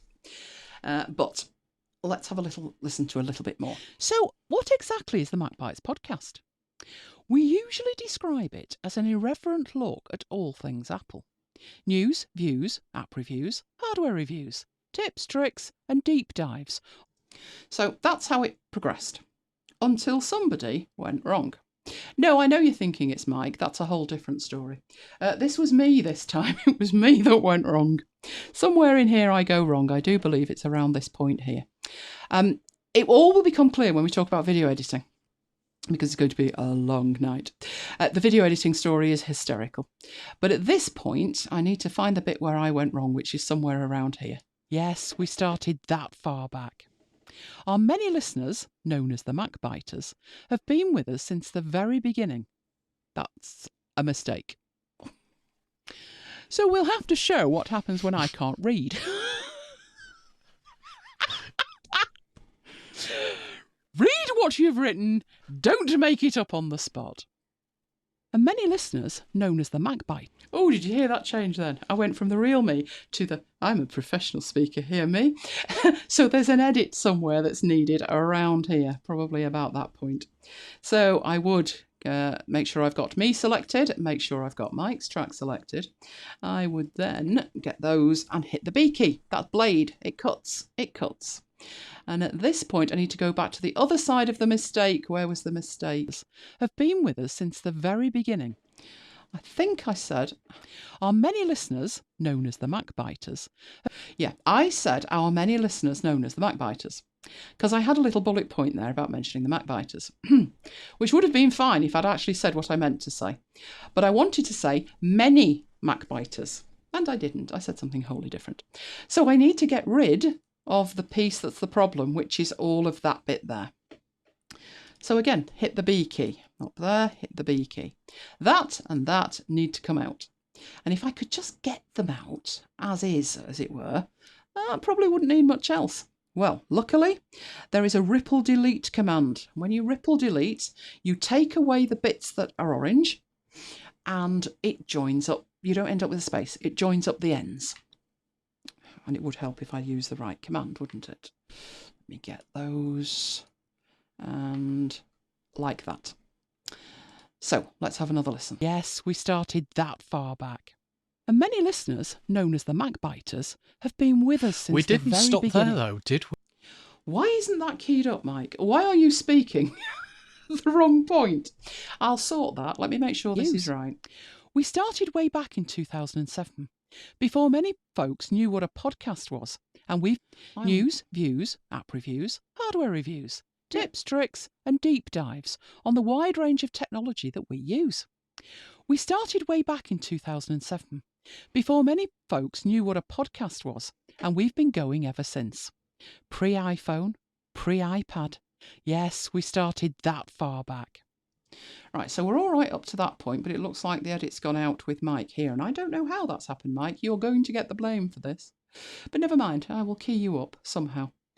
Probably what's happened is my mistake there means that Mike's is slightly different, and I reckon I'm going to need to move me this way to fit Mike in here. Would that work? Let's have a look. And many listeners, known as the MacBiters, have been with us since the very beginning. We didn't stop there though, did we? Oh no.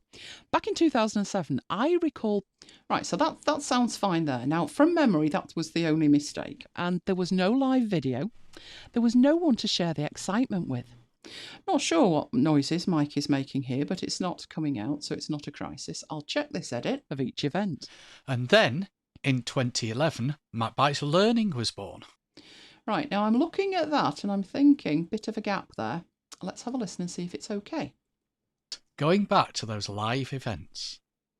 You've got me talking about my beloved iWork now. Yeah. Oh, he mentioned iWork and lost me, I'm afraid. He always does that. Mention iWork and I've gone. Right, let's have a look here. I think that's probably going to be enough. Apart from one thing, who knows what I've missed? So we've got the beginning, we've got the titles, we've got the welcome in there. There's a couple of things missing. Who knows what's missing? If anybody can tell what's missing, let me know. I'll move on a bit and you might see it. Let's make sure these transitions are okay. Chat. And we still weren't done, were we? Of course not. That one's okay. 7 days a week. So, should everyone listen to the podcast from episode 1? Absolutely not. If you... So, me, Mike, that sounds absolutely fine. I would, in a normal show, I would actually listen to it in real time and put the edits in as I go. I know that this is only 5 minutes and I know what I said and what I didn't say. So I'm literally just checking that each segue is okay. We do get better. There are folks who've undertaken the MacBites Marathon. That's listening to every episode of MacBites back to back over a few days. You can also partake. So that's all okay. I think actually it is fractionally out. I think it needs to move fractionally that way. I think that would sound better. With it, we do get better. There are folks who've undertaken the MacBites Marathon. That's perfect. So, any ideas? Let me have a look at the chat. No one's saying a thing, you've all nodded off. Okay, what's missing? Well, one thing that's missing is there's some chapter art missing.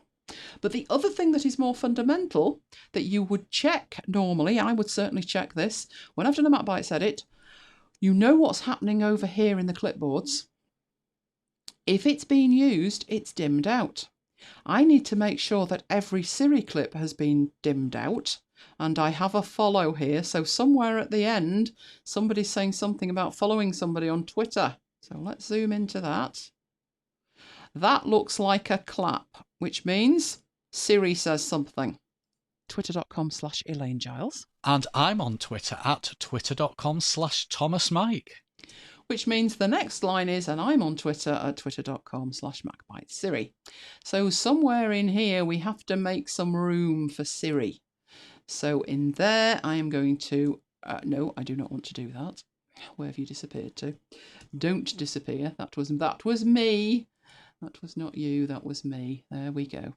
I need in there to just delete that and leave room for Siri. There's the Siri piece, which I can either do, remember, by clicking in there on Siri and option 2, put it in the right place, key it up so it's about right. Oh, that gap wasn't at all bad, was it? That looks pretty perfect, actually. Let's have a listen. .com/Thomas Mike. And you can follow me at twitter.com/MacBitesSiri. Until next time, this has been Elaine and Mike bringing you MacBites. Goodbye. Goodbye and see you next time. All right, that was a smidgen long there for me, wasn't it? A little bit too much there. Let's lose that. Why are you doing that every time I do that? That's not good. It's jumping me back and I don't know why. Maybe I'm using the wrong key. Because I don't usually edit like this. I usually edit with something else. So let's do it that way. Right, awesome. Perfect. Still a couple of things missing. What happens at the end of the show? Well, normally there's a series sketch, but we didn't want to put the potential listeners through that. So I need the credits. So there's the credits. Drag the credits on. Get those keyed up. And see you next time. Perfect. So I've got the end there. Let's zoom out and have a look at it. So on the branding, we have the intro and the outro. We have me with all my little bits there. I've put cuts in it. So obviously now I've retimed it. One thing I can do to make sure that I don't inadvertently move anything there, hold the shift key down, draw around it. I get a little, they look like white marching ants. That selects the whole lot, but I wasn't intending on selecting Mike. So let's just grab me. That's perfect. And Command and G to group it. And that way, if I move one bit, you see I'm selecting the whole lot. Whereas without it grouped, you select individual pieces. So Shift key again, all the bits there, Command and G. Then we've got the Siri bits on Siri's track, and we've got Lady Siri's bit on Lady Siri's track, and we've got a show. Or have we? Well, we always put some metadata in, and this is saying MacBites 117. That's because that was the number when we were doing the template. So it's MacBite 0. The track is 0, but it is 2019, so the rest of that's okay. But we have there a chapter marker, but the chapter marker is Mr. Nobody. We do have a welcome chapter marker, so where is it? Well, I use an app called PicSave, and PicSave is a graphics application. Let's load the library in. Let's move it round so you can see it. And I have my chapter markers in there, all keyed up, ready to go. You'll notice they're not sorted alphabetically. They're sorted by bits of the show.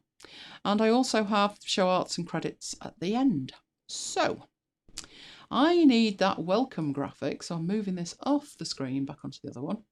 I drag and drop it from that window onto there, and that's added. Now at the end, how we do the titles and the credits really, how we do the credits, I would make a selection of that and then zoom into it. When the credits roll about that point there, I would put in a chapter marker, which is that there. So I press a button on my Shuttle Pro, it puts in a chapter marker and it highlights it for me. So I can say these are the credits. That's credits 1. And then there's another credits there. Now, why are you putting in multiple credits, woman? All hopefully will be revealed. There's 4 credits. That's not actually in the right place, but I'm going to worry about that in a minute. So let's put the credits in there. credits. And 1, 2, 3. Yep, we need one more there. So credits. They all say exactly the same. Why would I be putting in multiple ones and keying them up, moving them so I've got about the same distance between them? Why on earth would that matter? I think I'm a bit off there. That'll do. I only ever eyeball that and not completely worried about that at all. Why on earth would I be putting those in there? Well, they are chapter markers, and each chapter, which is identified with the chapter marker, can have its own artwork.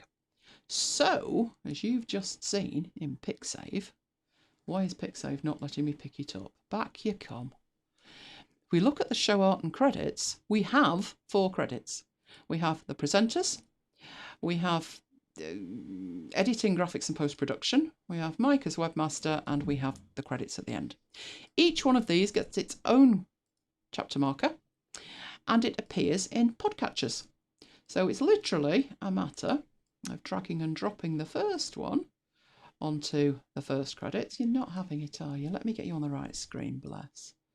Been very awkward tonight, PicSave. We don't like that. No, stop it. Look, it's hovering now. Go back to where you were. Let me get you out of there and get you in here. So it lights up yellow round the edge. I go back for the next one. Drag and drop.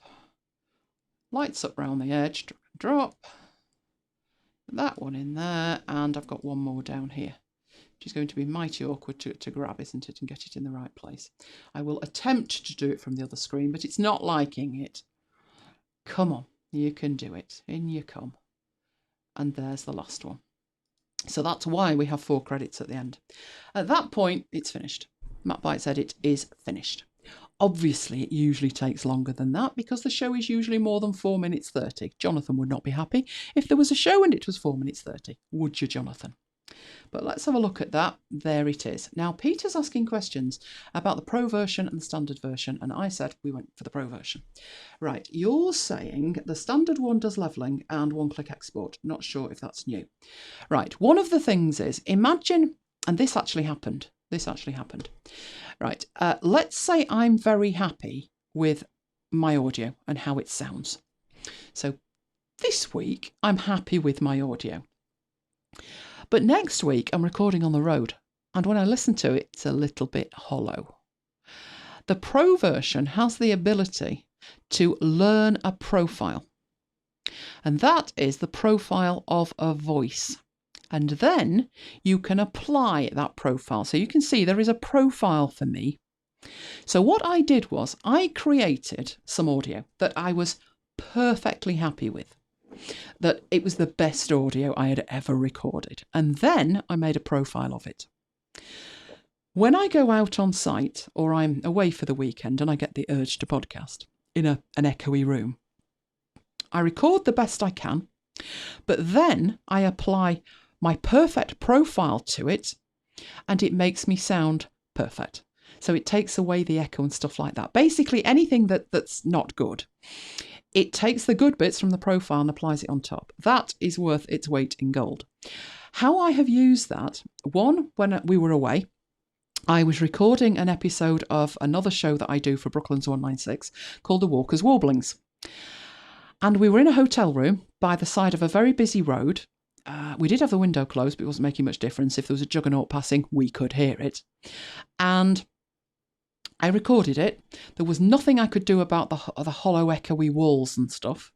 It was far too hot to sit there in blankets, which, yes, I've done before. But I thought, oh, there's no need to worry. Just do the best you can with it. Get the best audio out of it you can, and then apply your profile. Another use for that was with Mike. Mike recorded half a show.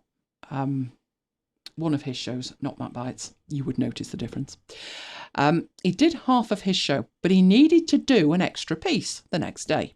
Problem was, the next day was blindingly, boilingly hot.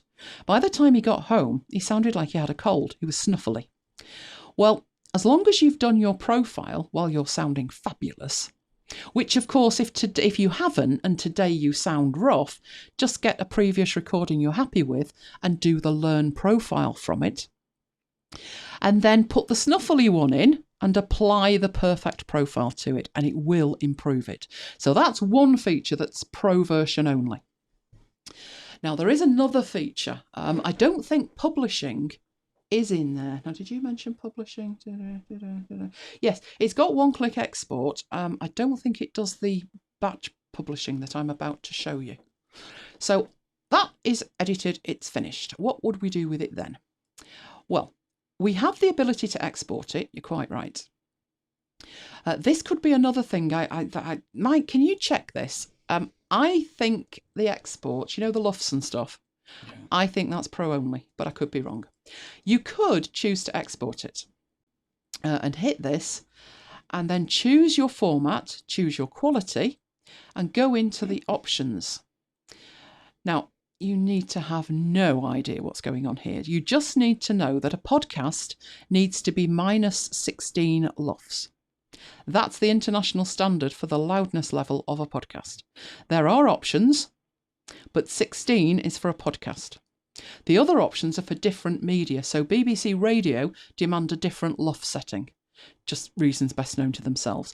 LUFs were brought in to standardise audio, but then everybody picked a different standard. Isn't that typical?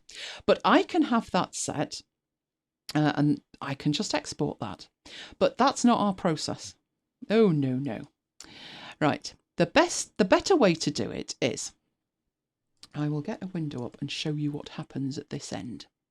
We have a shared folder in the MacBites folder on Google Drive called Rough Cuts. This is basically the first export, and there they are. There was the rough cut for the last show, 5 to 5, and I remember I was listening to it and Mike was listening to it. So Mike generally listens to the rough cut, make sure it's okay. We got burnt once with GarageBand. It did an export and it didn't export all of it. There was chunks missing.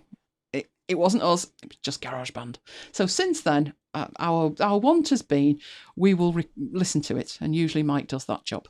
So what I actually want from here is I'd like some magic for that file to be sent to that folder without me having to remember where it is, basically.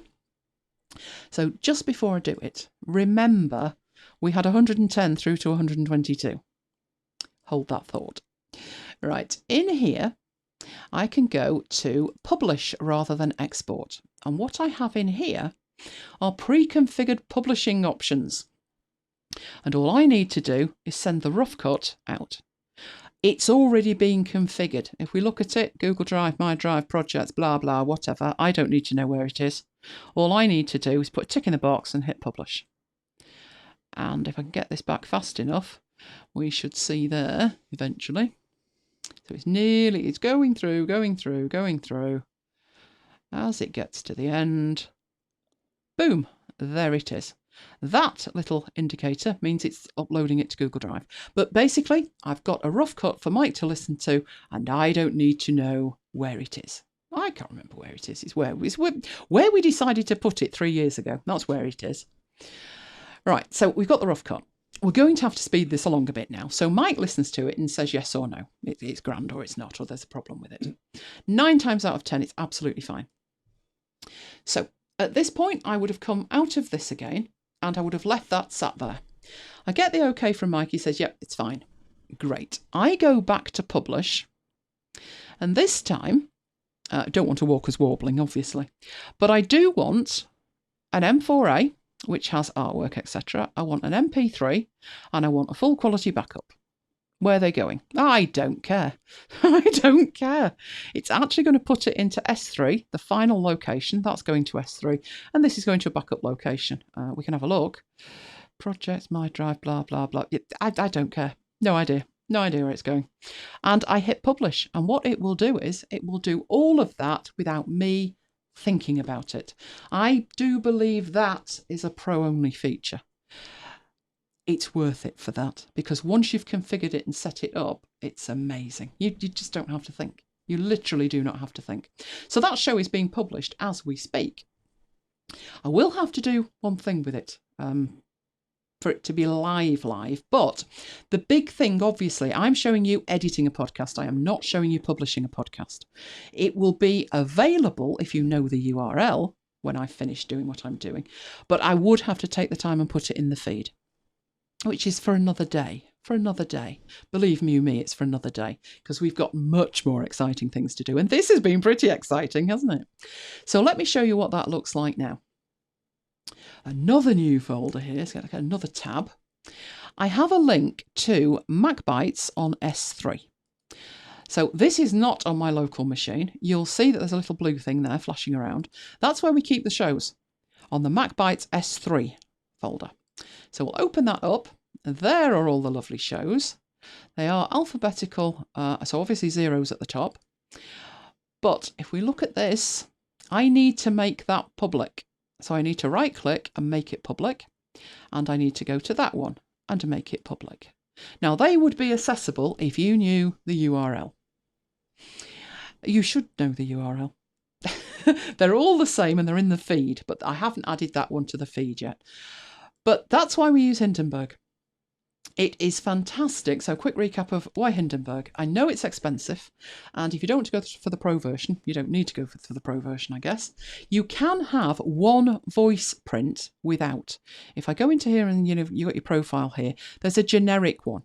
You can't save it. It's available to you, and it's what they think sounds good. But the pro version lets you make your own profiles for different occasions. Now, for instance, you could maybe even use that profile. You know when people sound like they're talking on a phone? So quite echoey and distant? You could make a profile that did that. So it is, I guess, a pro level feature, and not everybody would use that. If your recording stuff is as sweet as a nut, then you wouldn't need it. But on odd occasions, it's very useful to have it. And I do believe the publishing is pro only. Are you going to confirm that for me, Mike, or not? It says here, Hindenburg journalists can set loudness normalization at -16 LUFS. That's on the basic. So the basic can do 16, but it can't do the other levels. So if you wanted to send this somewhere else, now if you're thinking, well, I'd never do that with a podcast, it needs to be 16 because it's a podcast. If you wanted it on the BBC Sounds app, if you wanted it on Spotify, you may need to create different versions of it with different LUFS. So hence, again, pro feature. And the voice prints, that is pro, isn't it? I'm sure that's pro. Is the export, the publishing pro? Bless him. Yes. He's trying to. Yes, I thought it was. The publishing saves me, I think, more time than anything else.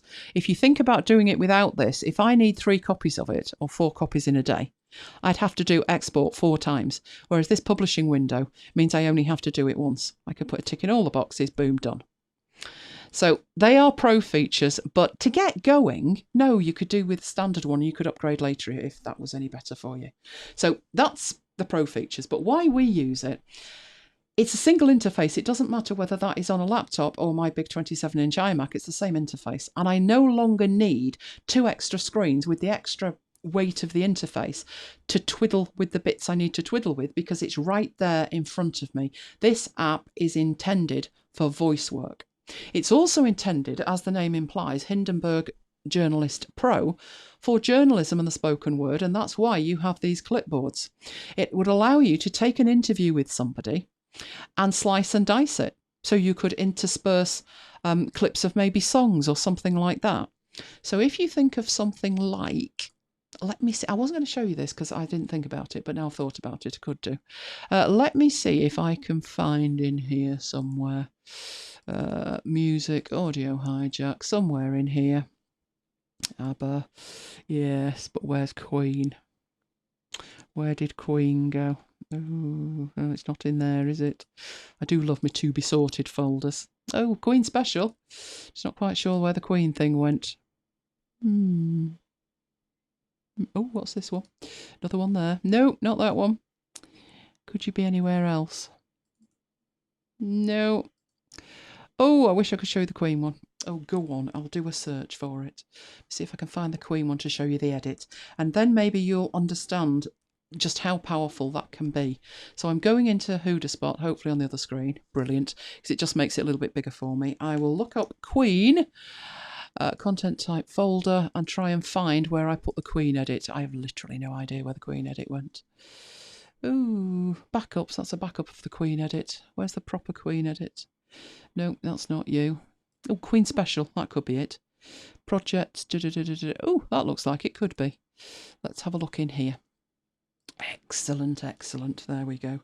Right, this was the Queen special that I reckon. Oh, no, that won't do, will it? Oh, that's content. Did I not put in there? No, it doesn't look like I did. Oh, crying out loud, woman, where is it? Do you know, I did a search for Queen, right, thinking, oh, there can't be many folders called that. And is there? Oh, yes. And that's the rough edit. Oh, come on. I think you've sold Peter on it. Have I sold Peter on it? Oh, excellent. If he gets back into semi-regular audio work again. It's worth it. It is. Start off with the standard version and work up. The thing with it is, I'll leave the Queen thing till I can find it. That's very annoying, you know.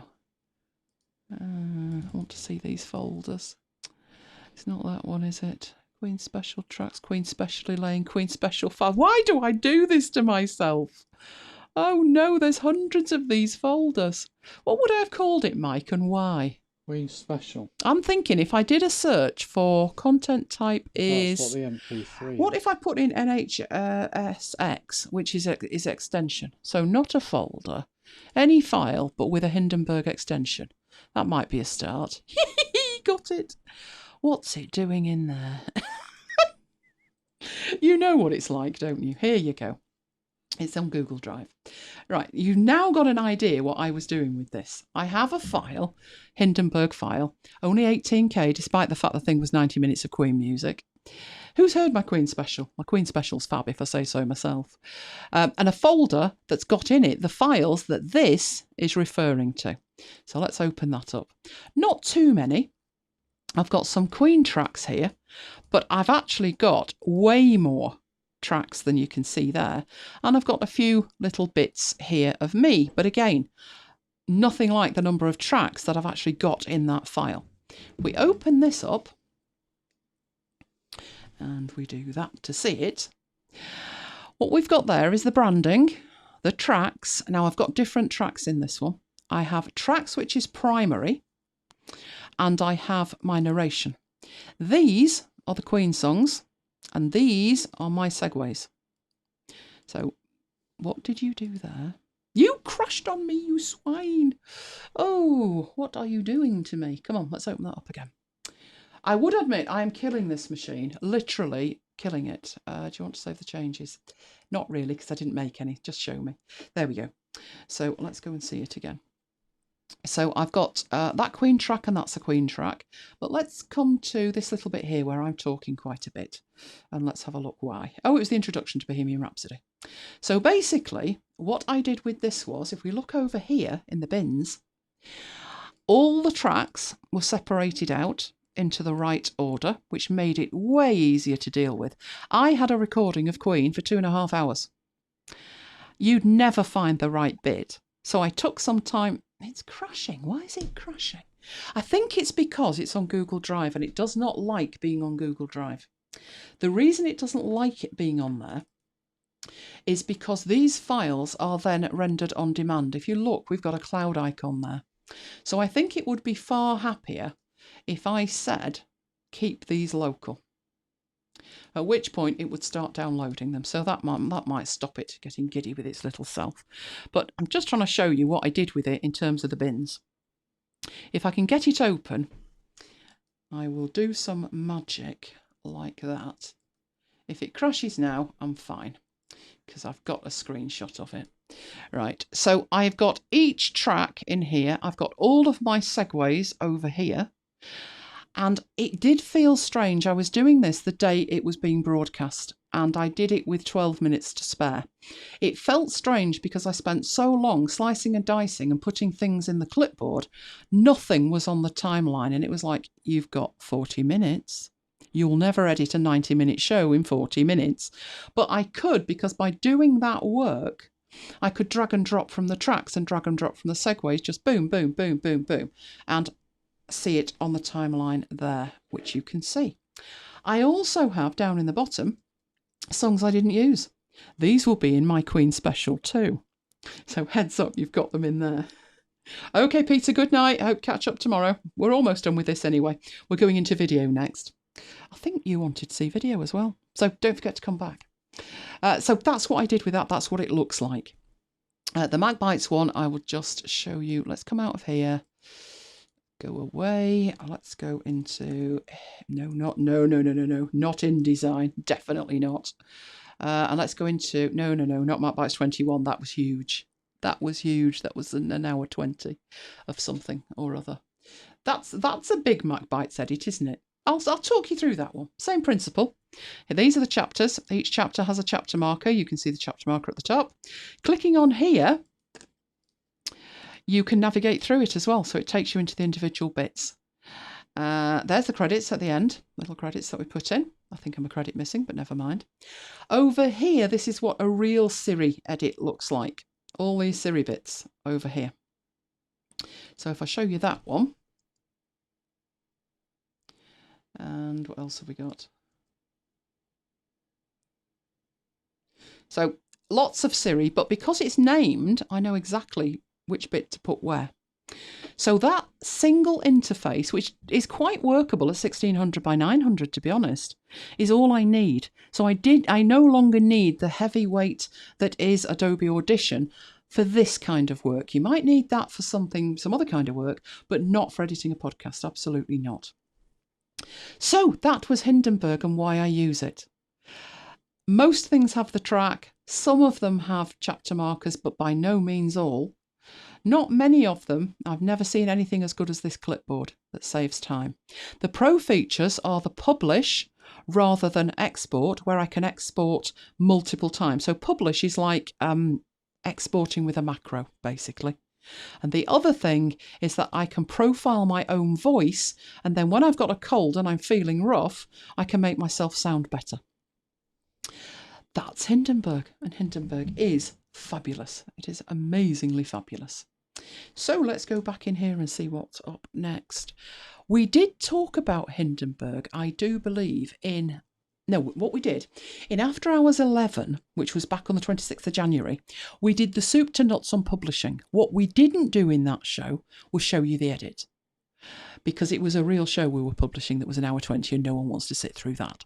So if you want to see the entire process, that entire show was dedicated to it. And if you're wondering what apps we demoed, there were a lot.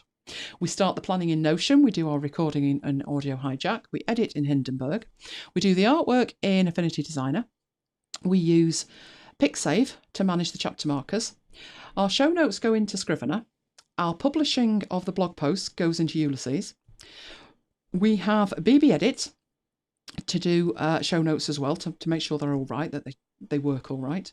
We have Cloud Mounter, where that's how the files are uploaded, by mounting S3 locally. We have Feeder, where we update the feed. And finally, lower right-hand corner, we send a mail to let everybody know. So all of that was in episode 11, January 26th. But last thing tonight, nearly the last thing anyway. Next week, yes. You know the bending of time? And I sent a mail out that said we're in a time warp. YouTube premieres. Who knows what a YouTube premiere is? Who's ever witnessed one?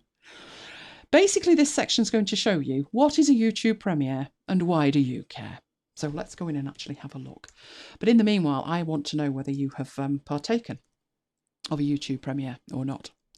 Right, I am getting a browser up and I am going to go to YouTube, hopefully.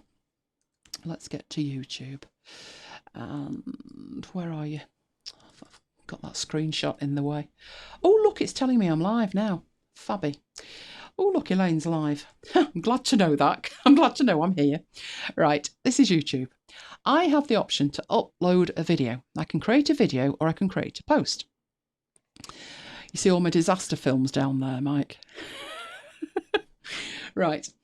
When you create a video, you tend to pre-record a video and then upload it, and people will watch it on demand. That's how most of my videos work, if they're videos. But you know me, I do a lot of live work. So the other way to do it is live.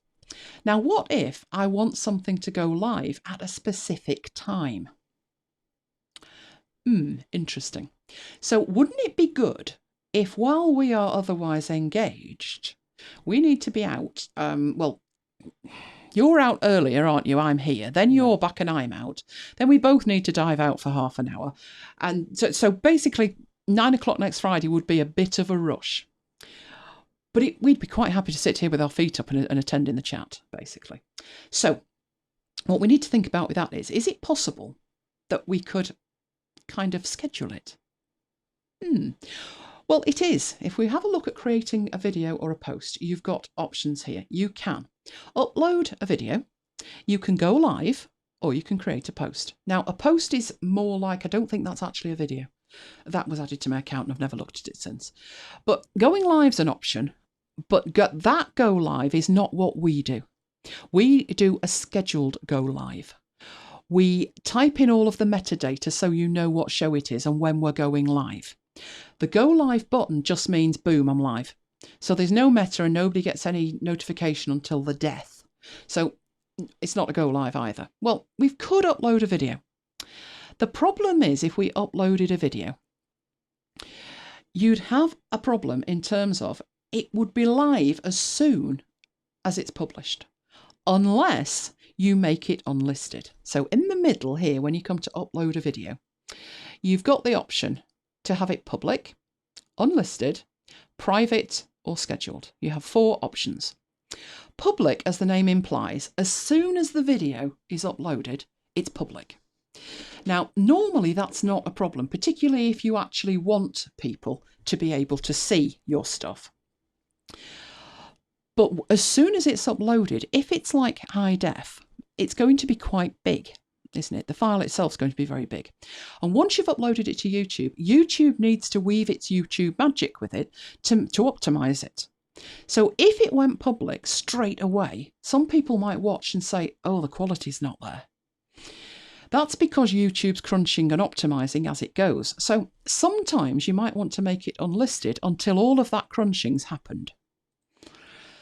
Your other option is to make a video private. Now, you might say, well, what's the difference between unlisted and private? Private means private. To get to it, you'd need a password.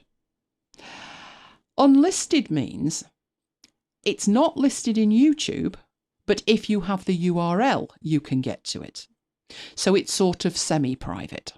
Now, scheduled is your friend. Scheduled is actually a YouTube premiere.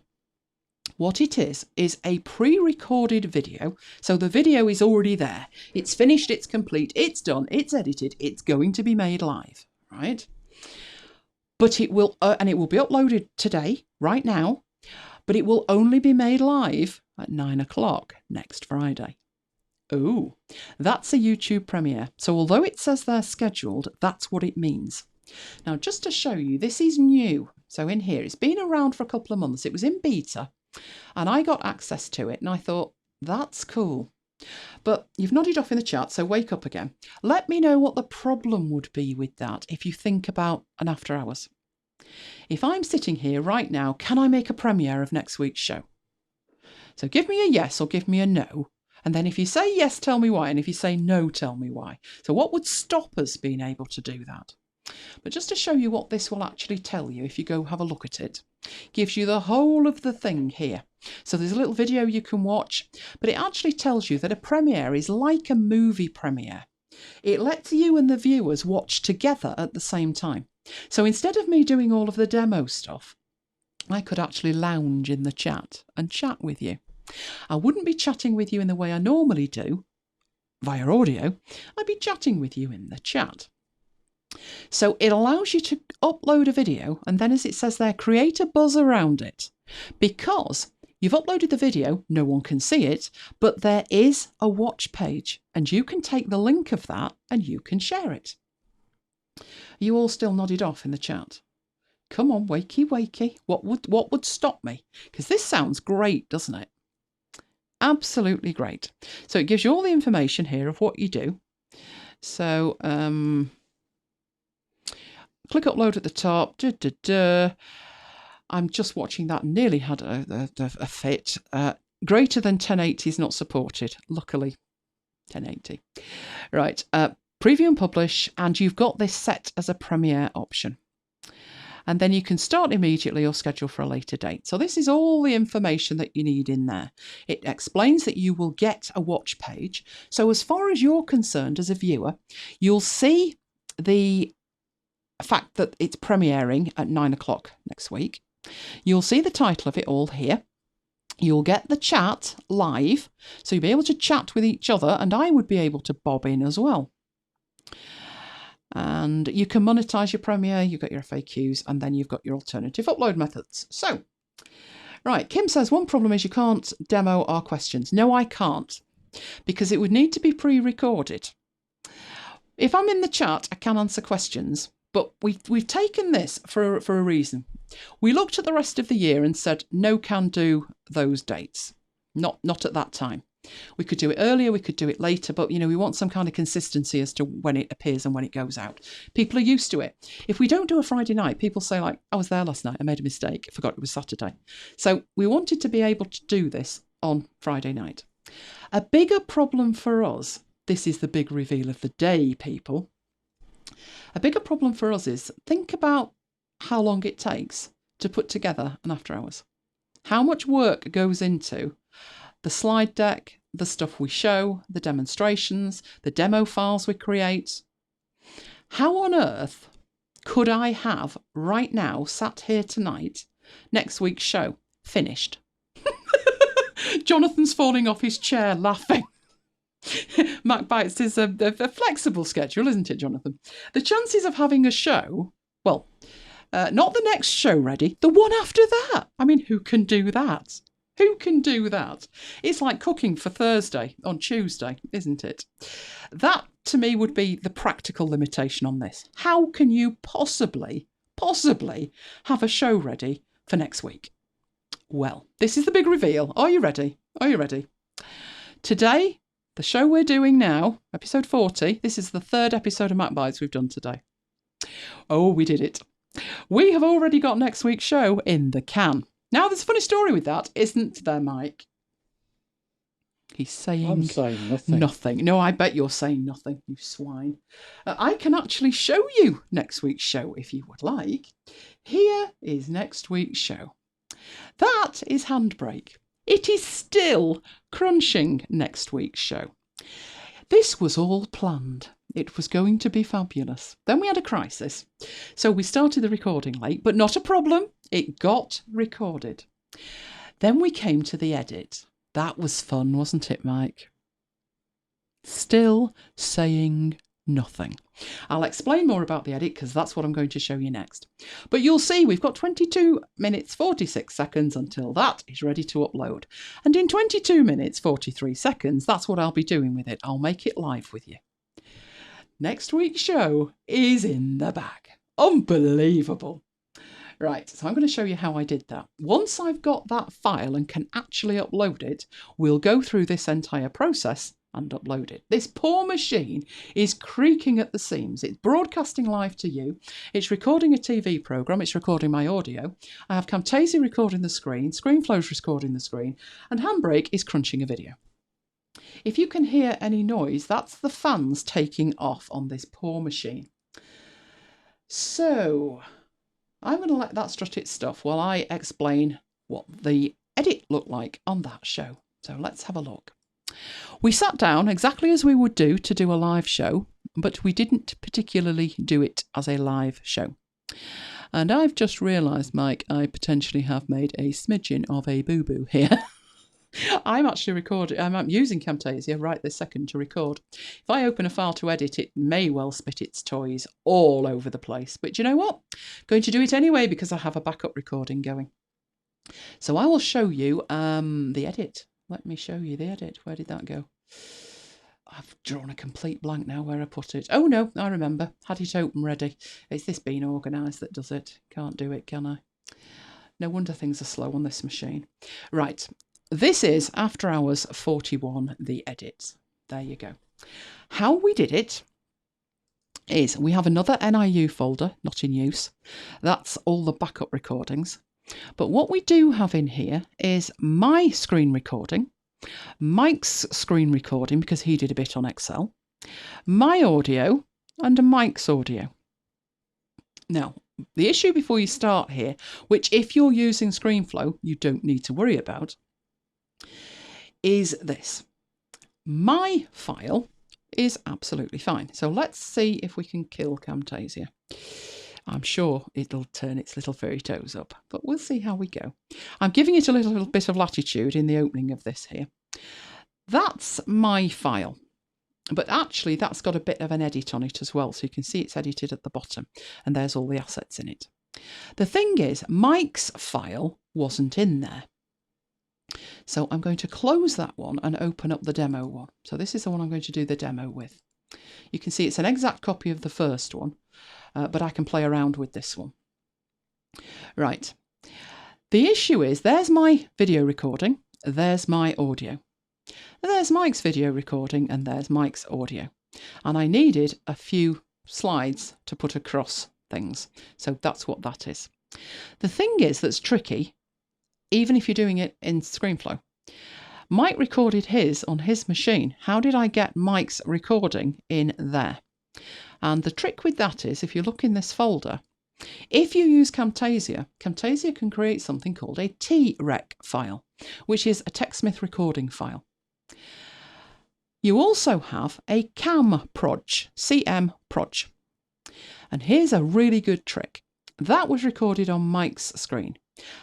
I cannot merge two projects. So to get access to Mike's recording, I need to right-click and show package contents. And then within the recordings, there's a folder. Helpfully, for which read not helpfully, some stupid number like that. And if I go in there, there is the TREC file, which is 2.5 gig. And I can literally just drag out a copy of that, and I can add that to the master edit file, which is fabulous. Love that. Love that. So that's how this got there. And then I created my, I opened my file and I added Mike's stuff into it. So let's go back to where we were with that. So that's how Mike's video got in there. Then there was Mike's audio file. I dragged and dropped that in. So I've got the 4 elements I needed. My plan was I would show you how easy it was to edit. Are you going to explain what happened at this point or not, Mike? I'll leave you to it. Oh, that's so kind. I got everything on the timeline. So to show you what we've actually got down here, let's close that media bin and let's do a Command and 2 to close that. So we've got a little bit of room so you can see what's going on here. Very similar to ScreenFlow, would be exactly the same. Now make this a bit taller so you can see what's going on. The show was 2 hours 48. So if we scroll across here, you can see it goes on and on and on. And I was going to show you how simple that was to edit. That's where it all went wrong, didn't it, Mike? Right, what happened was, Mike sent me an audio file. Nothing wrong with that. And that audio file he sent me is in here. There's Mike's audio file. It's one of these, can't remember which.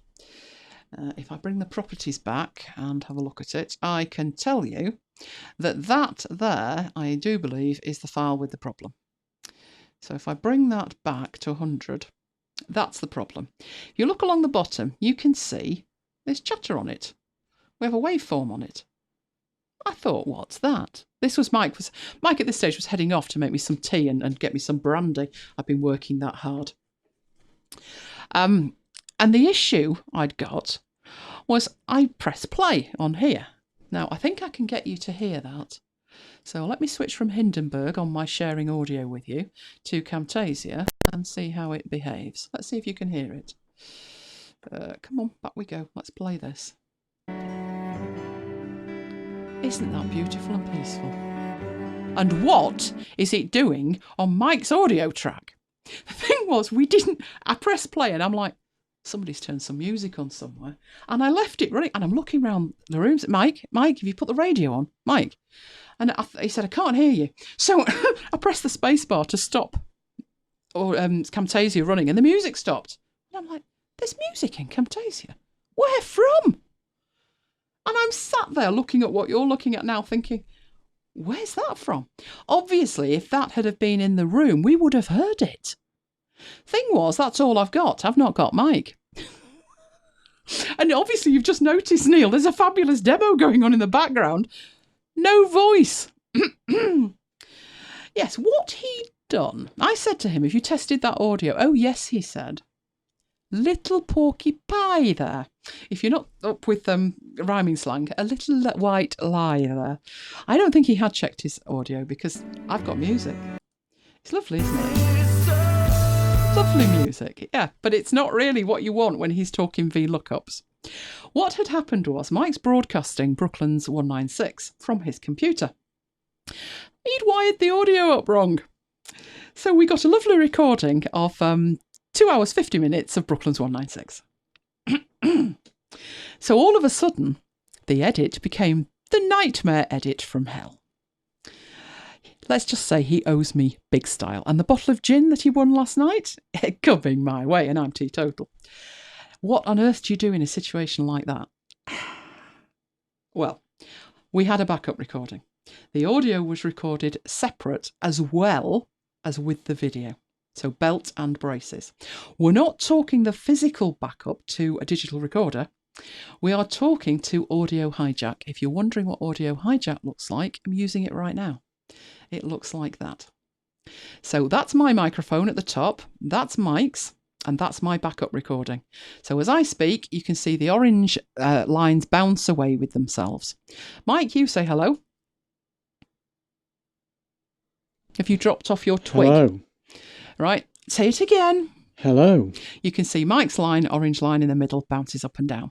And this at the bottom, this is how I'm relaying the audio of Camtasia to you. So this app, Audio Hijack, is how we record the best quality audio. And luckily, that was okay. So, not too much of a calamity then, you might think. Oh, yes. Look at the demo you've got on your screen there. Let's just whiz through it. How on earth am I supposed to key up audio to that? Because it would be so easy to have it off by a fraction of a second. And you might think a fraction of a second would make no difference. Trust me, it does. Nightmare edit from hell, did I mention this? So that's why this is in a group. And that is why the audio on there, which is the lovely pretty music. Your daily Lovely source pretty for what's music. new in Christian music. Oh, lovely, isn't it? Is muted. Down to nothing. That's one way to do it. Other way to do it, go up there and turn that gain down to nothing, and it's gone. So I put that in a group. That is Mike's demo there. He owes me big style, trust me. This is going to cost Mike. It's going to be expensive. Right, so that was a bit of a problem. I had to key up the audio in that group. The video in that group to the audio we had of Mike. Then those two needed to be keyed up with my audio, which you can see there's just a little bit of me speaking there and then more of Mike speaking. Which in turn meant that the rest of the audio, so me talking here and Mike talking there, all had to be rekeyed. This is why I am still 14 minutes away from having a video that I can actually upload. But I thought we'd take the opportunity to show you, things like this happen and what on earth do you do? So the reason I've created a group is literally just to group together things that I need grouped together, but I'm not taking the audio from that because obviously it doesn't work. But how it went from the beginning. We started the show. We explained. I'll let you hear. Hello and welcome to After Hours 41. It's our first YouTube premiere. What does that mean for you? Well, nothing in terms of content. We'll be doing our usual demonstrations, talking about all things Apple. So you get the idea. That's the beginning of it. I rabbited on for a bit and then I'll let Mike join in. So that's what we've got coming up, but I'm not letting you see everything, obviously. Why have I put Saka in there? Again. Oh dear, was I supposed to do that next week? Oh, no, it's all right. I did. That's fine. I'm very confused at the moment, obviously. Very confused. So we do a bit of an intro as to what MacBites is all about, what After Hours is all about, for those who've never seen it. And then we've got our freebies and all of the rest of it, and everything else that we're demonstrating. So there you go. So that's why this that you're listening to now, After Hours 40, is our third show of the day. Because today we've done 41, we've done MacBites 0, and we're now on to 40. That is a mega MacBites day, isn't it? Graham, tell me you're impressed. Tell me you're impressed with that. So what I did in here, let's have a look at the media bin. My audio and video was already on the track down here. But you'll see that this is the video and that is the audio, and the two are separate. You'll see that they're named the same, so for consistency's sake. So that's my audio and that's Mike's audio. And we got those on there. Some of the little things when we needed an edit. So we needed an edit at this point. I needed to hand over to Mike. So if I show you in there, we've got a little bit of an edit there. I do believe that was screenshot. But what I'm going to do is show you at the other end, because there was another edit, and it's a little bit of a naughty edit. Ah, Graham's impressed. I'm happy now, Graham. I could die a happy death now from exhaustion in terms of the number of MacBites that we've done today. It shows you what we can do when we put our mind to it, though, doesn't it? Nothing short of miraculous. So the edit I was going to show you was a bit of a naughty edit down here somewhere. It was this one. So what I'm going to do, I will show you a proper edit that's easier than this one was, believe you me. Mike will suffer for years for this. Right, down here, I'll explain what was going on here. So I needed something from here. You see where we go back into preparing for print? That's next week's big demo. You will not want to miss that one if you use Affinity Publisher. Well, issue I had, if I just take that back. So let's take that back to here. That's where we were at, about here, say. Are you the right one? No, you're not. Let's just bump it up a smidge until I find... That's it. We were there. In fact, can we move a little bit more? Let's move it there. And I'm going to zoom in a bit. What I want to do is take that back far enough that I don't have that little green thing on the line. So that was what I had.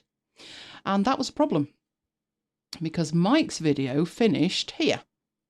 Once I'd keyed it all back up again. Did I mention suffer? So I played it.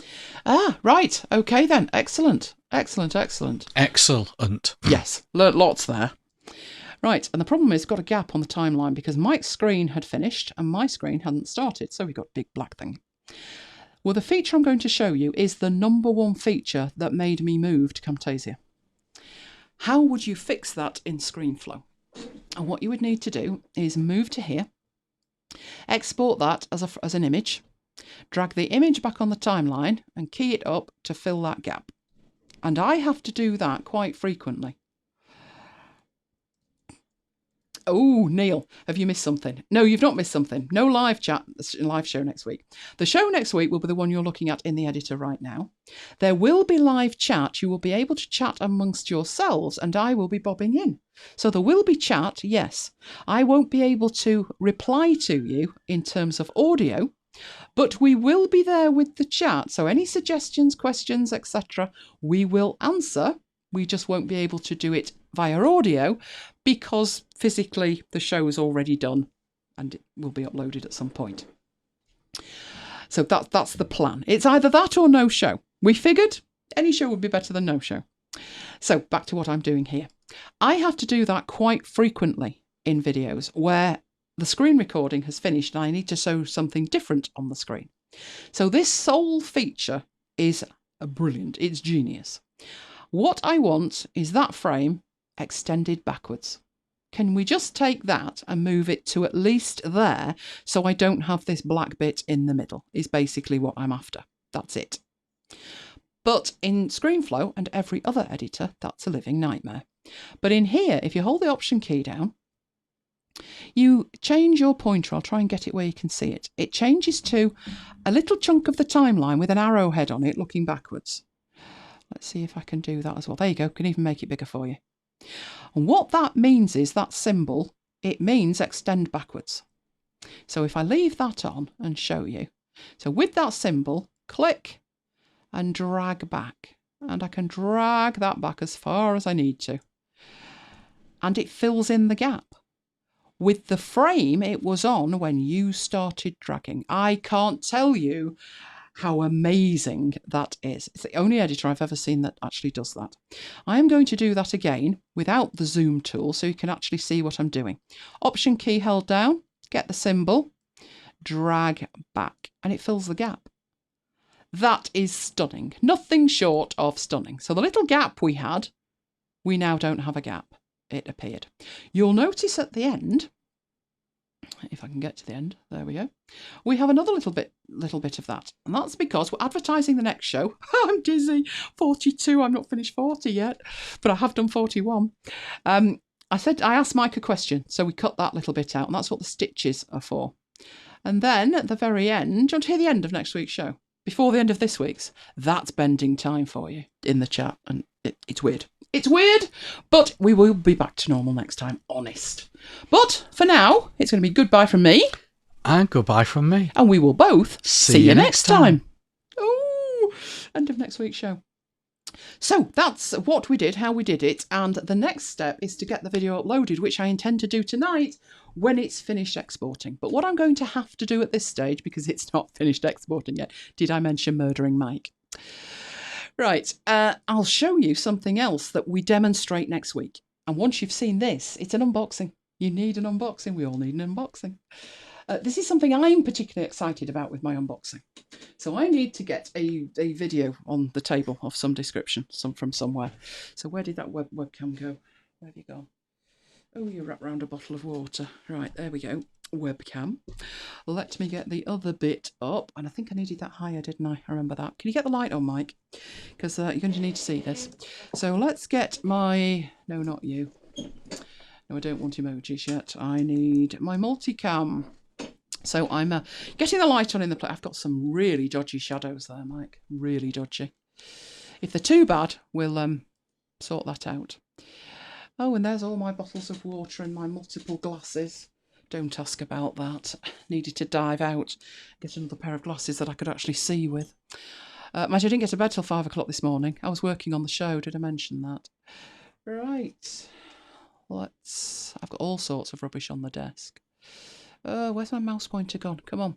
I am making the webcam smaller so I can get it on this screen and sharing it with you. There you go. We are live with the webcam. Now, we're going to need to move stuff here so you can see it. So let's move back a little bit. Let's move the keyboard out of the way. Excellent. You're going to need to help me with that box because it's so heavy, Mike. Oh, even Mike's struggling here. There we go. This week's unboxing, particularly exciting for me. So let's make sure that you can actually see the top of the box. You see the top of the box? There's the top of the box. There's the top of the box. Ooh, you can even see there all my headphones. Top right-hand corner. That's a MacBook Pro, and those little black things you see over the top, 4 pairs of headphones. What can I say? It's a 2009 model. So I use it as a headphone stand. Unboxing, my precious. My precious. Right, let me get in here. This is something I've been working on. You will be able to see how I made this next week. But for now, let's go in and have a look. Let me show you what's in the box. So tip it forward a bit. Oh, print job. Print job. Next week, I am doing an entire session, so quite a long session, about 55 minutes to an hour, on how to prepare for print. And this is what I was preparing for print. And as you can see, got printed. Oh, exciting much. So let's take out a chunk of these. Pop them on the desk. Let's give the box back to Mike. Neil's got a question, didn't you? I've got a question. No iPhone 11 Pro unboxing next week. Neil, we didn't go for the Pro. We went for the Standard. We decided the price difference between the Standard and the Pro didn't warrant the massive air quotes Pro features. So we went for an 11, a Standard 11. We decided if we didn't like it, it's going to go back and we'll go and buy a Pro. So that was what we decided, which if you watch the beginning of the show, you will hear. So here is my printing. So let's get that down so we can see said printing. Move down a bit. There we go.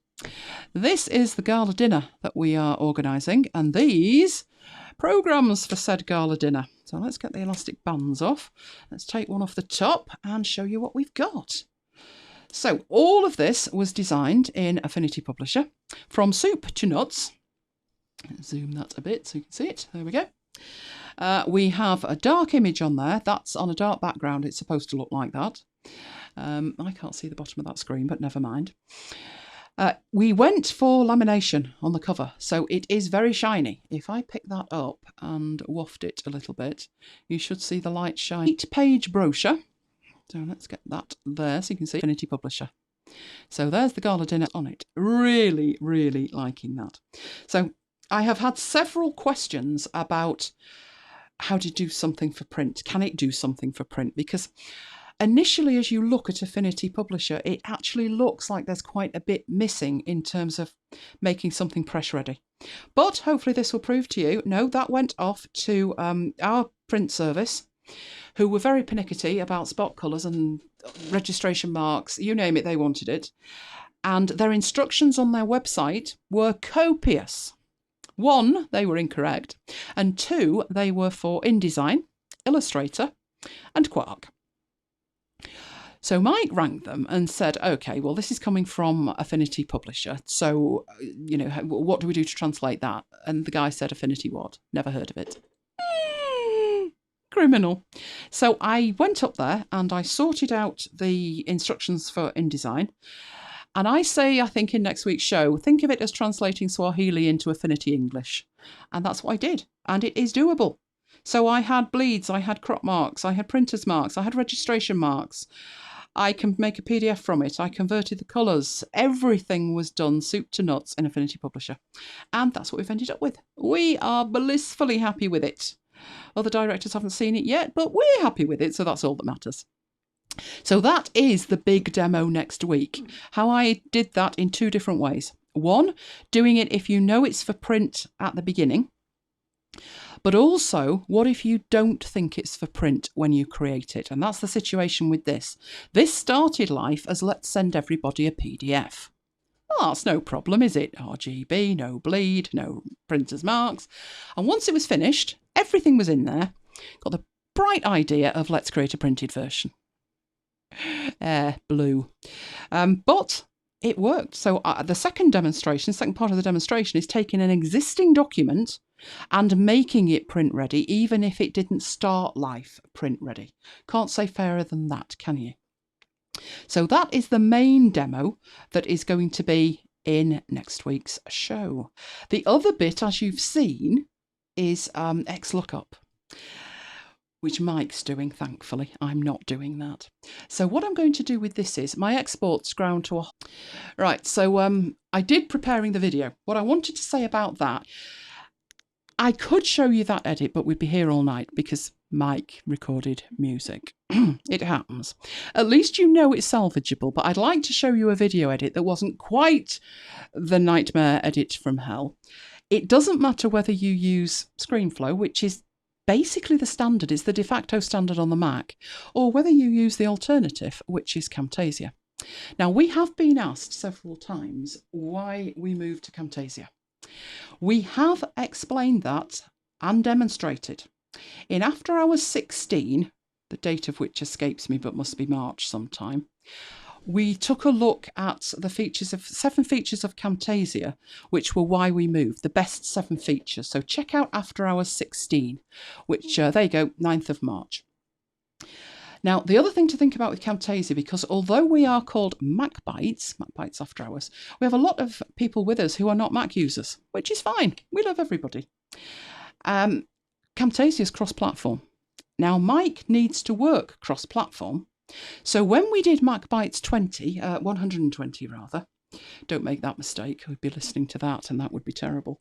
When we did MacBites 120 in June, that was June the 1st from memory, Mike did a whole long piece on how he works cross-platform with it, because it's not, while it's there and you think, well, it's got that capability so it'll be simple, it's not actually simple to work cross-platform. There's a few gotchas that you could do with knowing before you get to the stage that you're actually doing it in anger. So we talked about that in MacBites 120. So you see, although there's lots of quirkiness and iPhones talking to one another, there's some detailed technical stuff in there as well. So After Hours 16, MacBites 120, for the differences between Camtasia and ScreenFlow and why we went the way that we went.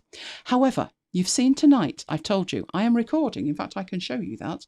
I am recording this twice in case there's a problem. It would not be the first time that one had died or the other had died. So there I have Camtasia running, and that is that little icon. And at this end, I have ScreenFlow running. I'm recording my iMac screen with both of them. But the other reason that I keep both up to date and available is if I wanted to record two screens, you can't do that with either of them alone. So I would use two different recording apps, one to record the main screen and one to record the secondary screen. I could use a third one to record the third screen if I wanted to. And I have explained that before, and I have had people say, why would you want to legitimately record a second screen? Well, if you could see my screen right now, obviously you're looking at the main iMac screen and there's a slide on it. On the other screen, I have the controller for Keynote. So I've got something telling me how long I've been going. I've got something telling me what the time is. I know what the next slide up is, and I've got any presenter's notes that I might have. I might want to do a demonstration where I'm demonstrating the presenter view. And if I want to do that, I need to record two screens. So that's why I would do it. So I don't make a distinction in my mind between ScreenFlow and Camtasia. It's whichever works for you, whichever you prefer.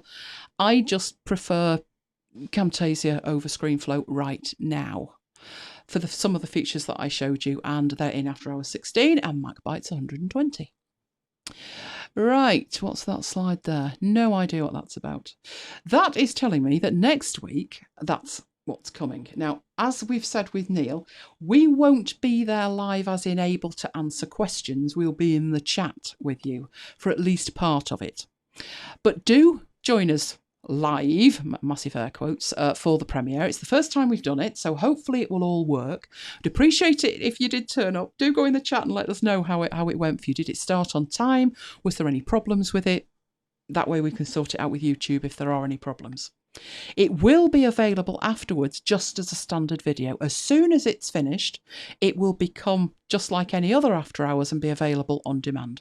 So it will start, as long as I get it uploaded, at 9 o'clock on the 20th. That is what we have got. Oh, hang on, it's getting upset now. No, not unboxing. We were going to that one. That's the one. That's what's in it. So we have got the week at MacBites headquarters, which is going to be interesting, isn't it? Because it's already recorded and I've no idea what's happening next week. So clearly I have bent something to get something in MacBites headquarters, the week at MacBites headquarters.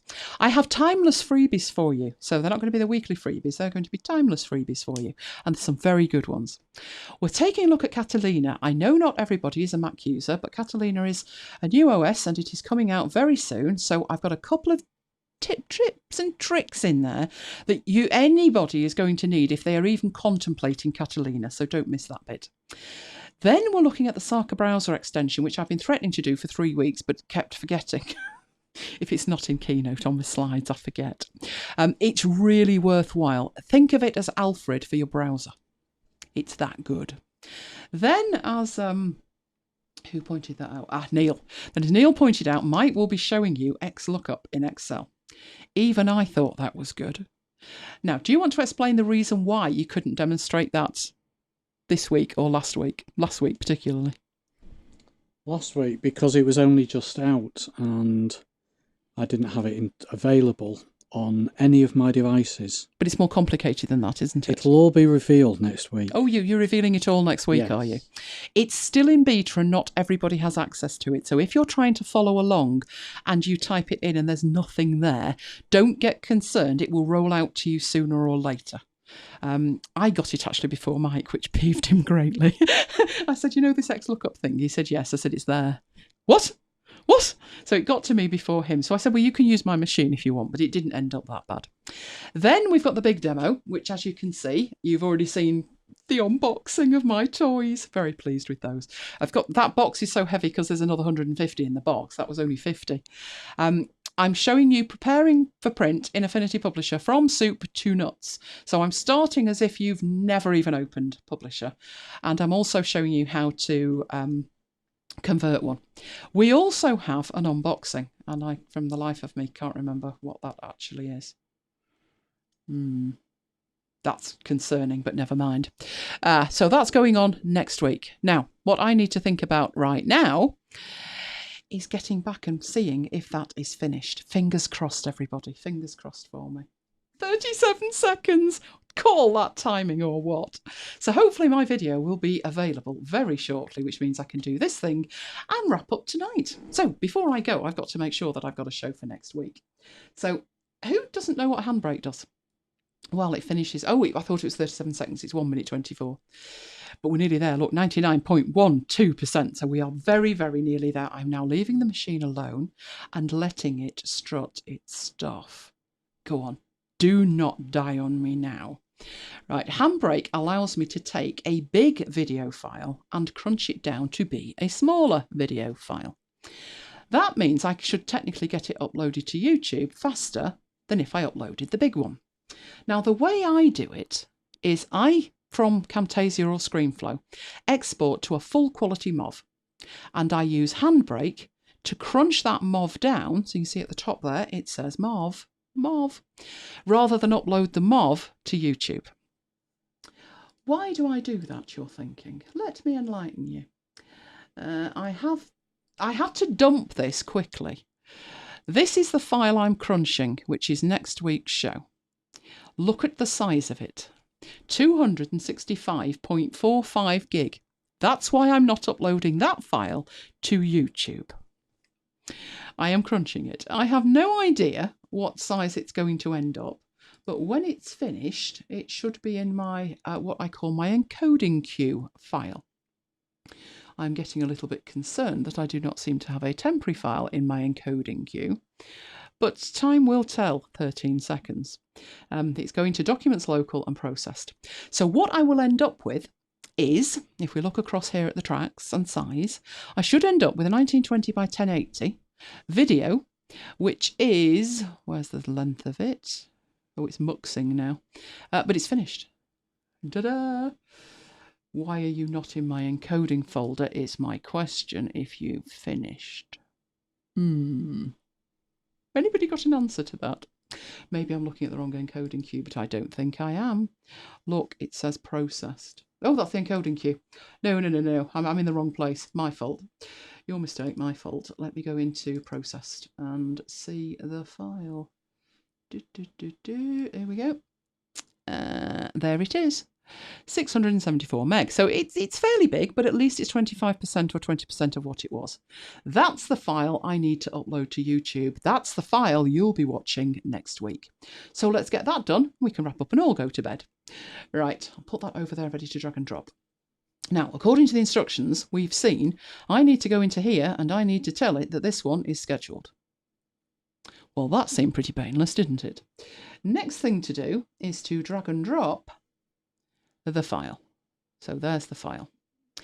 It starts uploading it in the background and it's saying 7 minutes. I'll believe that when I see it, but I do have a fairly good internet connection. So what I can do in here is start putting all of the meta in. If I could remember what the meta actually looked like. So probably where a good place to start is to go to my YouTube channel. That would seem like a good point to start. What I'll do when I get there is this one will be going live right now, which is grand. So let's go in there, and I've got 16 of you watching. Excellent. So if I go into it, but don't play it, I'll put it on pause or things will get very giddy. Right, I need this. Right, so let's take that and go back to the other page and start putting it all in. Right, so it's going to be MacBites 41. It is going to be the 20th of September. It is going to be, where can I schedule it? Oh, is it a premiere? It is. But I don't want it on the 15th, and I want it at 9 o'clock, and I want it on the 20th. Can I just... Well, I'm going to put something in here. I don't normally play around with tags, but because this one's going to be live, I'm going to put in there some tags. So Affinity Publisher, because we're definitely doing that.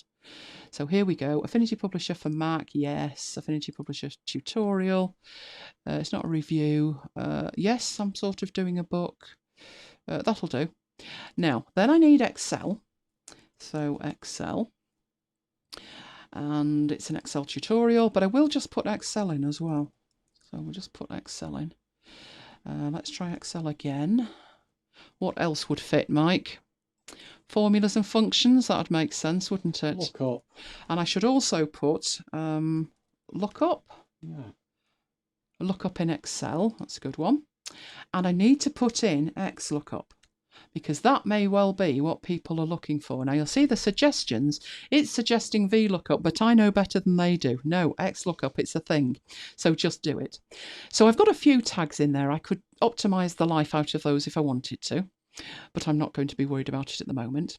I'm going back in here, and I'm going to look at this. That is what I put in for every one. Now, that says a live show, but it's a starting point, isn't it? So we'll put it in the description. I'll call this an almost live episode of the MacBites podcast. And we're not going on the 14th. This one's going to be the 20th. So let's put that in there. And put it's a YouTube premiere. And I'll also put in there, do join in the chat. We'll be there to chat with you. Yeah, because I can do 10 things at once, me, you know. Right, so I've got in the minimum that I need at the moment. It might want me to put a poster in. It hasn't said at the moment. It's contemplating thumbnail, so we'll have a think about that. But it looks like I can add a customised thumbnail if I wanted to, which I can sort out. Can I do that right away? Do you know, I even think I can. If I go to my after hours Google Drive, and I'm going to need 41, aren't I? So can I actually upload that right now? Customised thumbnail. Yes, I can. And look at that, 42. That won't do, will it? I need 41. Where are you? Posters. Oh, look at this for organised. 40. 41, that's the one I want. And I need the PNG, which is that one. 41, you are. Excellent. So open that, it will upload it. So it's having a think about that as well. Excellent. And the last thing I seem to need to do, I see we're still at 7 minutes despite being 37% of the way in. We need to make it a premiere. So make it a moment, build the hype, get fans excited. Oh, this is all sounding good. Make it a moment, schedule your premiere, share the watch URL with your fans, chat with fans before, during the premiere. Excellent. And watch the premiere with fans in real time. That sounds good to me. Let's do that. Let's make it a premiere. It's now a premiere. Excellent. Now, it's saying I haven't saved some of these changes. So I think that's because it's still uploading, isn't it? I have no option here to save this at this stage. It's still uploading. It should save itself. I might need to click on that when it's finished. I don't know if I can click on that right now. Wouldn't want to upset it, so I'll leave it be. So you've actually seen me create it. Now, the good thing with this is, look what we've already got. We've already got the URL. So technically speaking, I should be able to click that and go and see it. Your video is still being processed. Yes, that's because it's not been uploaded yet. Now, while it's uploading, it's set to private, but you saw me set it to scheduled, so that should come through fine. And I need to be thinking, why is this private? I don't want it private. Is it private in here? No, because it's scheduled, you see. So I think it's just because it's uploading it. But basically what's going to happen is, that's 40, so it's 41 I'm looking at, this one here. Was the name of it, but obviously I changed that in here. I changed it to that. So when the video is uploaded, all of the settings that I've put in, the tags, the keywords, the scheduling, all of that will get updated. And it's there. It's going to be live. So next week, you don't have to worry about remembering the URL. It will be on my channel. It should be featured on my channel as soon as it's finished uploading. Now, when I say finished uploading, it might need to finish processing as well as uploading. But whatever it does, it will be available via my channel. So we went to my channel from here, didn't we? It will be available on here. So whereas it says past live streams, and this one's actually going live right at the moment, it will be bang at the top and you will not miss it. And hopefully now I've whetted your appetite with the little brochure. I will show you how to do that. I think when you do a demo and you look at it on the screen, you think, yeah, it looks fine, but what would it look like printed out? Well, you've seen what it looks like printed out. And this time next week, 200 people will have their hands on it. And hopefully I'll have some feedback that they like it. Fingers crossed for me. So that will carry on uploading. Once it's uploaded, I should be able to click some kind of save button. All of the meta I've put in should get saved with it, and we're good to go. And that is a YouTube preview, and that's a premiere, and that is why you care. Well, I hope you care. So it's saying also here, audio video quality, it will process faster if you encode it into a streamable file format. And that's another reason for using Handbrake. Once I've uploaded this, all the stuff that I did locally will help YouTube process it faster. If you can imagine how long it would have taken me to upload that full quality one, which was, my ISP would have gone crazy. And then we're done. So we should be done at that point. So I'll leave that strutting its stuff. It will be available. So within sort of 10, 20 minutes, I would expect that page will be live. In fact, you can go and see that page now. Can I put that in there? Let me copy that and see if I can paste it at the other end. Oh, let me see if I can do that. That's the 14th. Is it this one? I do believe it is. Can I get that in there? I do believe that's the link that we need. So somebody click that and tell me if you can see the framework of it or if it's private. Oh, it'd be good if you could, but if not, oh, that's not good. I'm going to need to wait for that video to upload them. But you did see it actually go up, which, trust me, if Mike had taken 2 seconds longer or done more music, nobody would be seeing it at all. How pleased was I, Mike? Not a happy bunny. So that's it for tonight. I know you've told us, but why do you use Firefox over Chrome or Safari? I gave up Safari years ago. I did used to use Safari, used to love it. I found it got slow. Now, I know they fixed that and it went faster again, but they also locked down the extensions to such a degree. The extensions that are there are okay, and I've got obviously 1Password's available. I think Devon thinks available. But just as an example of one thing that isn't available on Chrome, the Notion Clipper doesn't work in Safari. So Firefox and Chrome, there are versions for Firefox and Chrome, but not Safari. Other than that, that's sort of the main reason. I can't use the extensions that I use, and the extensions I use are critical to me. I'm very picky with extensions. As you can see, there's only 2 on there. And the ones that I have here, I've got Downy, DevonThink. I can email tabs to myself. I can send this tab to another browser with Browser Fairy. So what that means is I can click on that. Oh, no, don't leave that page. Please don't do that. Let's try this one. I could actually send that somewhere else to another browser just by clicking that button. So let's say I wanted to open that in Safari. Then it would take, there it is. So it hands it off between it. I did demonstrate earlier though, didn't I? Or was that next week? The time warp's got me. There is another way to do that with other browsers. So let me get a tab up and let me go to like my blog and see if it works. It's that long since I've tried it. I've no idea if this works anymore.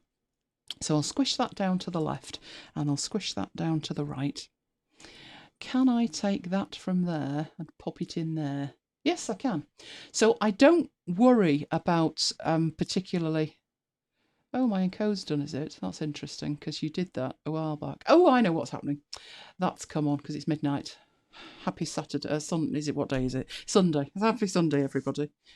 Or is it Saturday? What day is it, Mike? Sunday. It's Sunday, fair enough, good. I've done too many MacBites. Graham, my MacBites out. I'm going to need some vodka here. I don't concern myself with different browsers. I just have them open, and if I want to take a tab from one to another, then I do it. In terms of what I use in Firefox and Chrome, which means I leave Safari alone, it's what's in here. So I have a sidebar that I've got in here. Sark is available.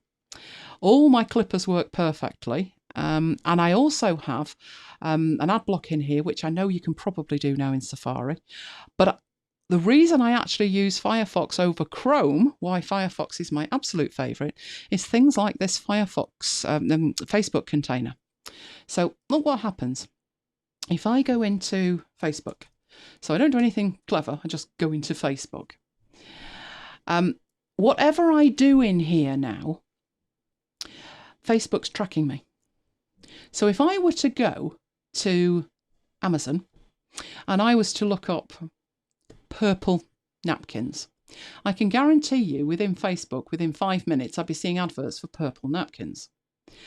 But you see the little white strip along the top of there?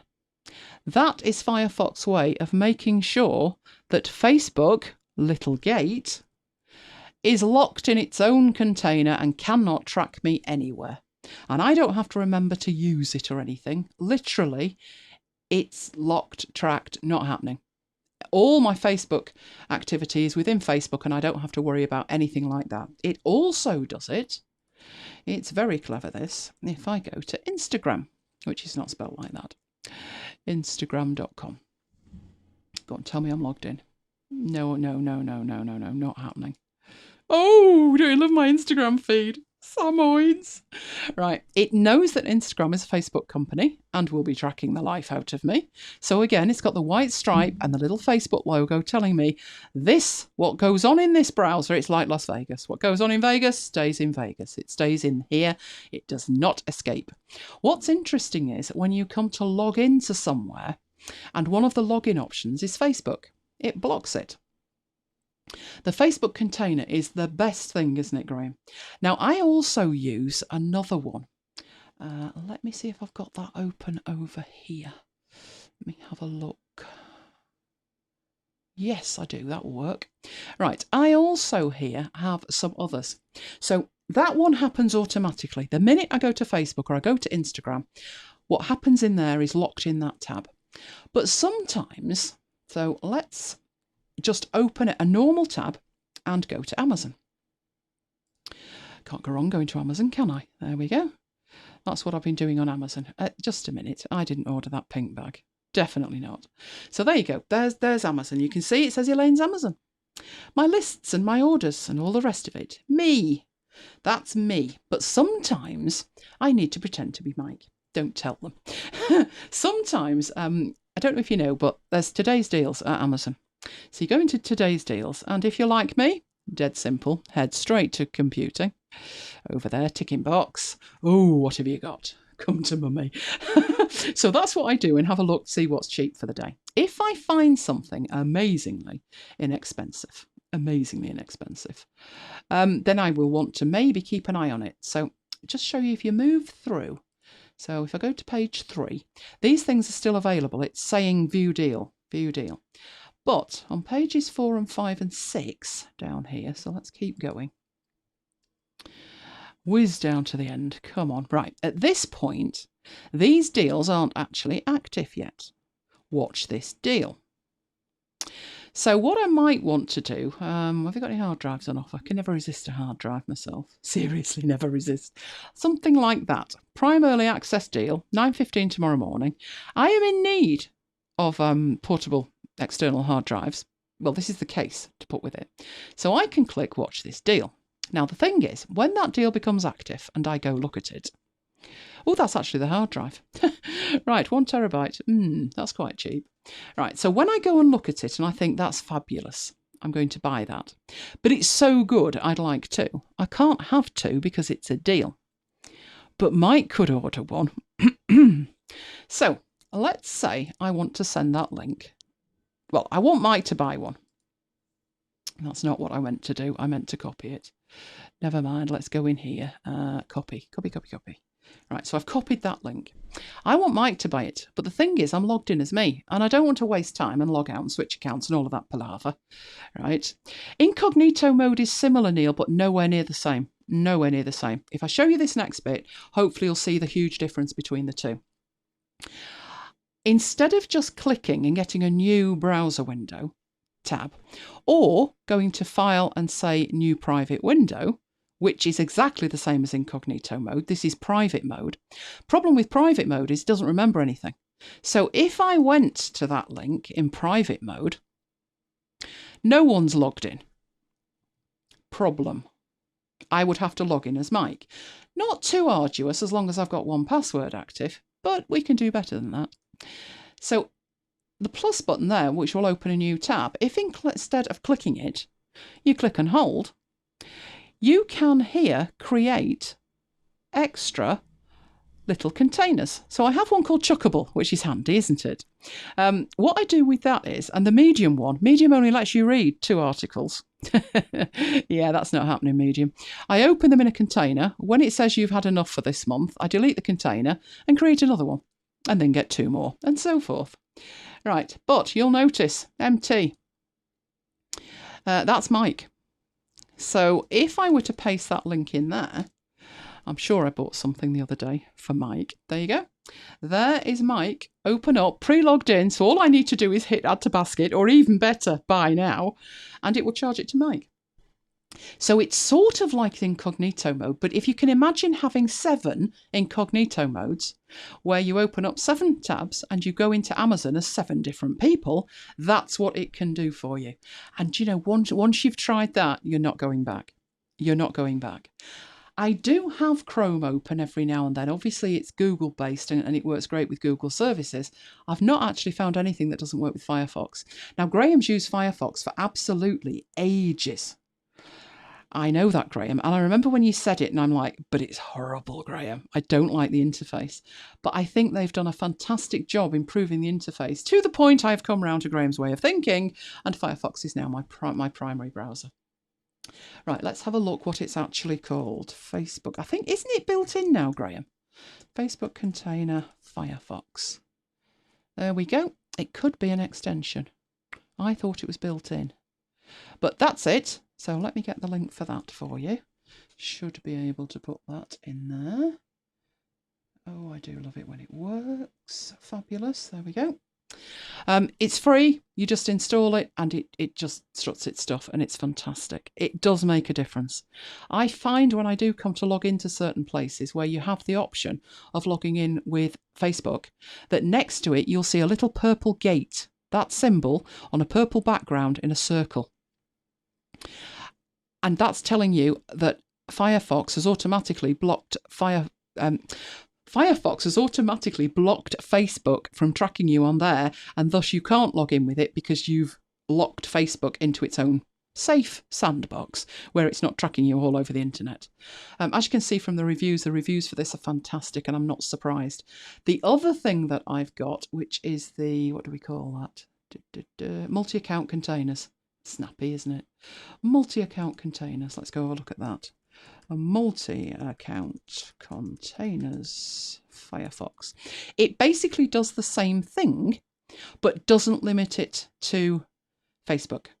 You decide what you want to call it. So down there, that person's got personal, work, banking and shopping. You saw mine were just initials, and I just tend to randomly use them. But for instance, the medium one, if I desperately want to read an article and I've had my 2 freebies, then I just open it up in a new container. Very simple to get rid of it. So if I go into here and I go into, was that the one? Let me think. Where did I get to that? Is it up there? Manage containers. So it takes me in. There they are. There's my medium one. Remove, add new container, make it pink, enter a name, medium, and I'm back. So it's that fast. Oh, I did have a dot, didn't I? I tended to make the icon a dot. Pretty much they're a dot apart from the personal one, which is a little thumbprint. It's that fast. So I can now go back to medium in there and it'll say, hello, would you like 2 free articles? Oh, you bet I would. And that's what I do. That chuckable one is literally just basically as it says. You know, use it, throw it away, make a new one. And you can see that the Facebook thing is actually part of that. It's the dedicated Facebook one. The difference is Facebook is automatically locked in it. I don't have to remember to open Facebook in it. It happens automatically, as you've just seen, and it does it with Instagram. Loving these dogs. Have I got more dogs? Oh, who put a spider up? Ugh. Oh, look. Mike, I'm in love. There we go. Let's put some love on there. It is fantastic, and that's why I use Firefox. It's been a long time. I wondered if there was a Chrome extension. I've not seen anything that's that good. I have seen one that does, it promised to do it, but it was so complicated to deploy it, it put me off doing it. I'm like, how does this work? You know, I know what I'm trying to do. I'm trying to allocate certain sites to certain things, but it was just too difficult, whereas Firefox made it really simple.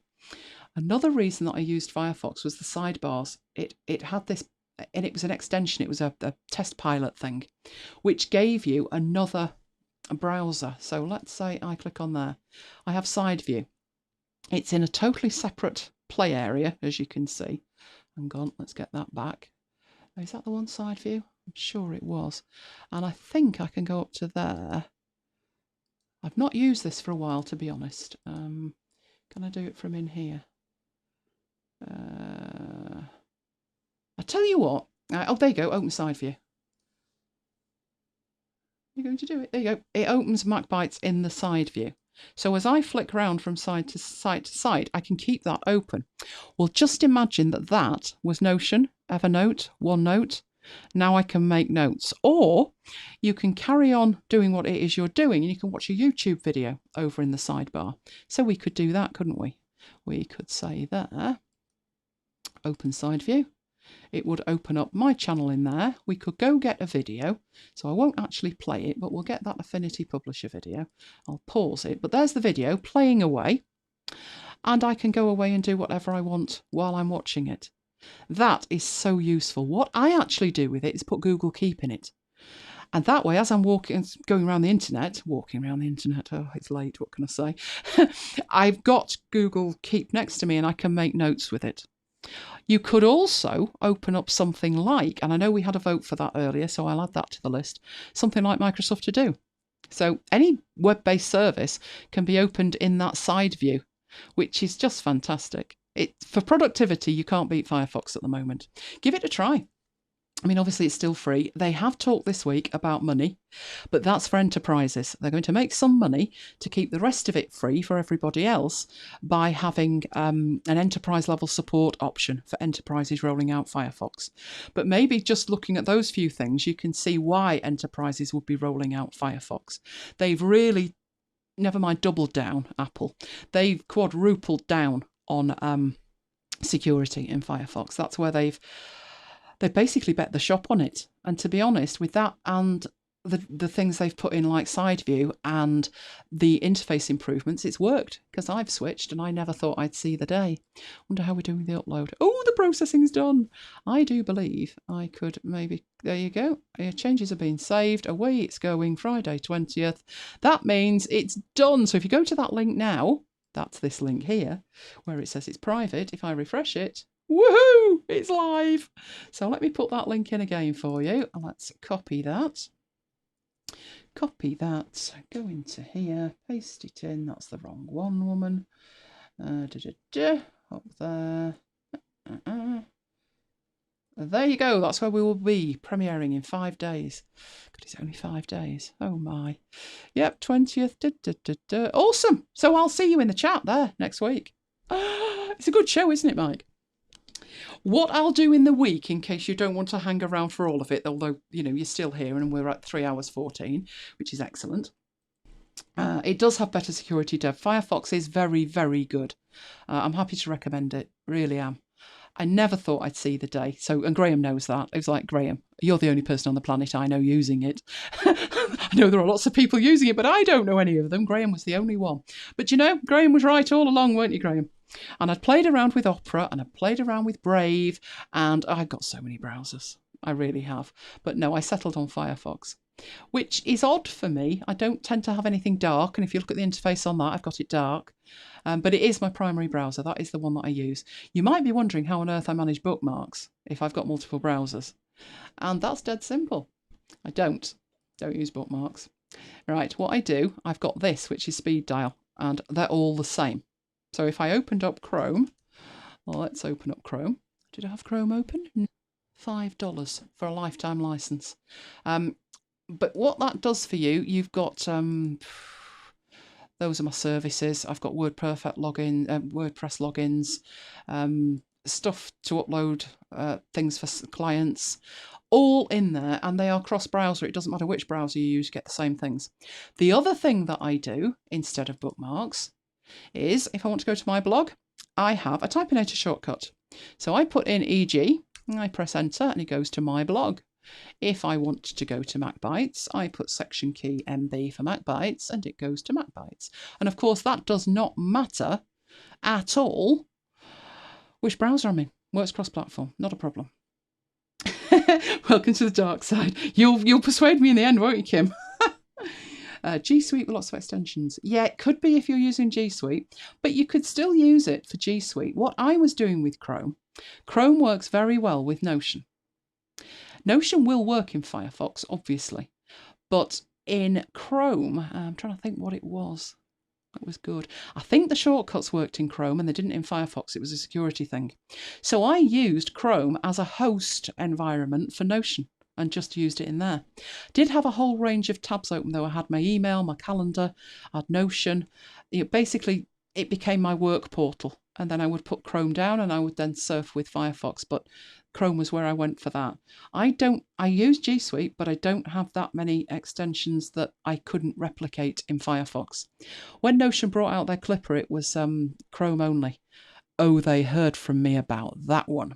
And it only actually took them about 6 weeks to get it out in Firefox.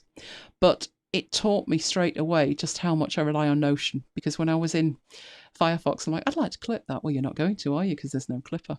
I think I'll tweet them again. So after me tweeting them 27 times a day, every day, they were very fast getting it out. And that's out there. I haven't found anything that's direly desperate for me, extension-wise, that I cannot get in Firefox. Because it is growing. Good night, Graham. We're going to head off now. Before you go, you've got to tell us what you're going to have to eat. We've got to do what you're going to have to eat. You need a better battery in that computer as well. So anyway, what are we having, Mike? Fruit. Oh, we're having fruit. Excellent. We did actually. Do you know, I don't know how.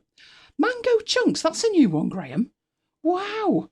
Mango chunks. Now, that's something new. We've not had that before. I'm glad to hear about the Belgian bun, though.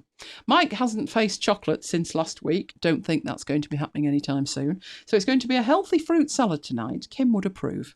A healthy fruit salad with lots of brushing afterwards. But that's it for this week. So let's get the thing up so you know where we are next week. But you know that now, don't you?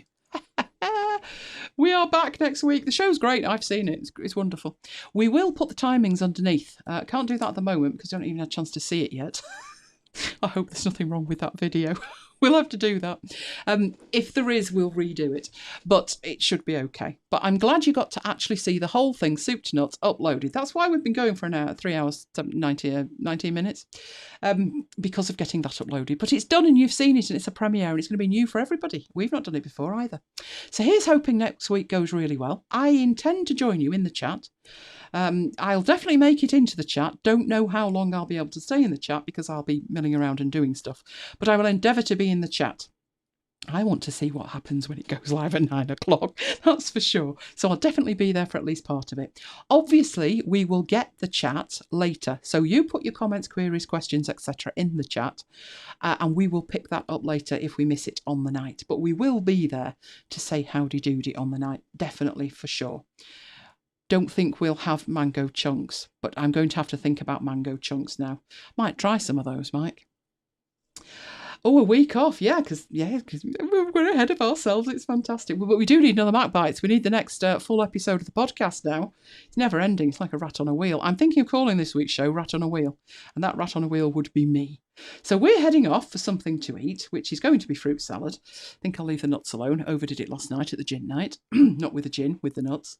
And we'll see you next week. So it's good night from me. It's good night from me. And we will both see you next time. Good night, guys. Thank you very much for being with us.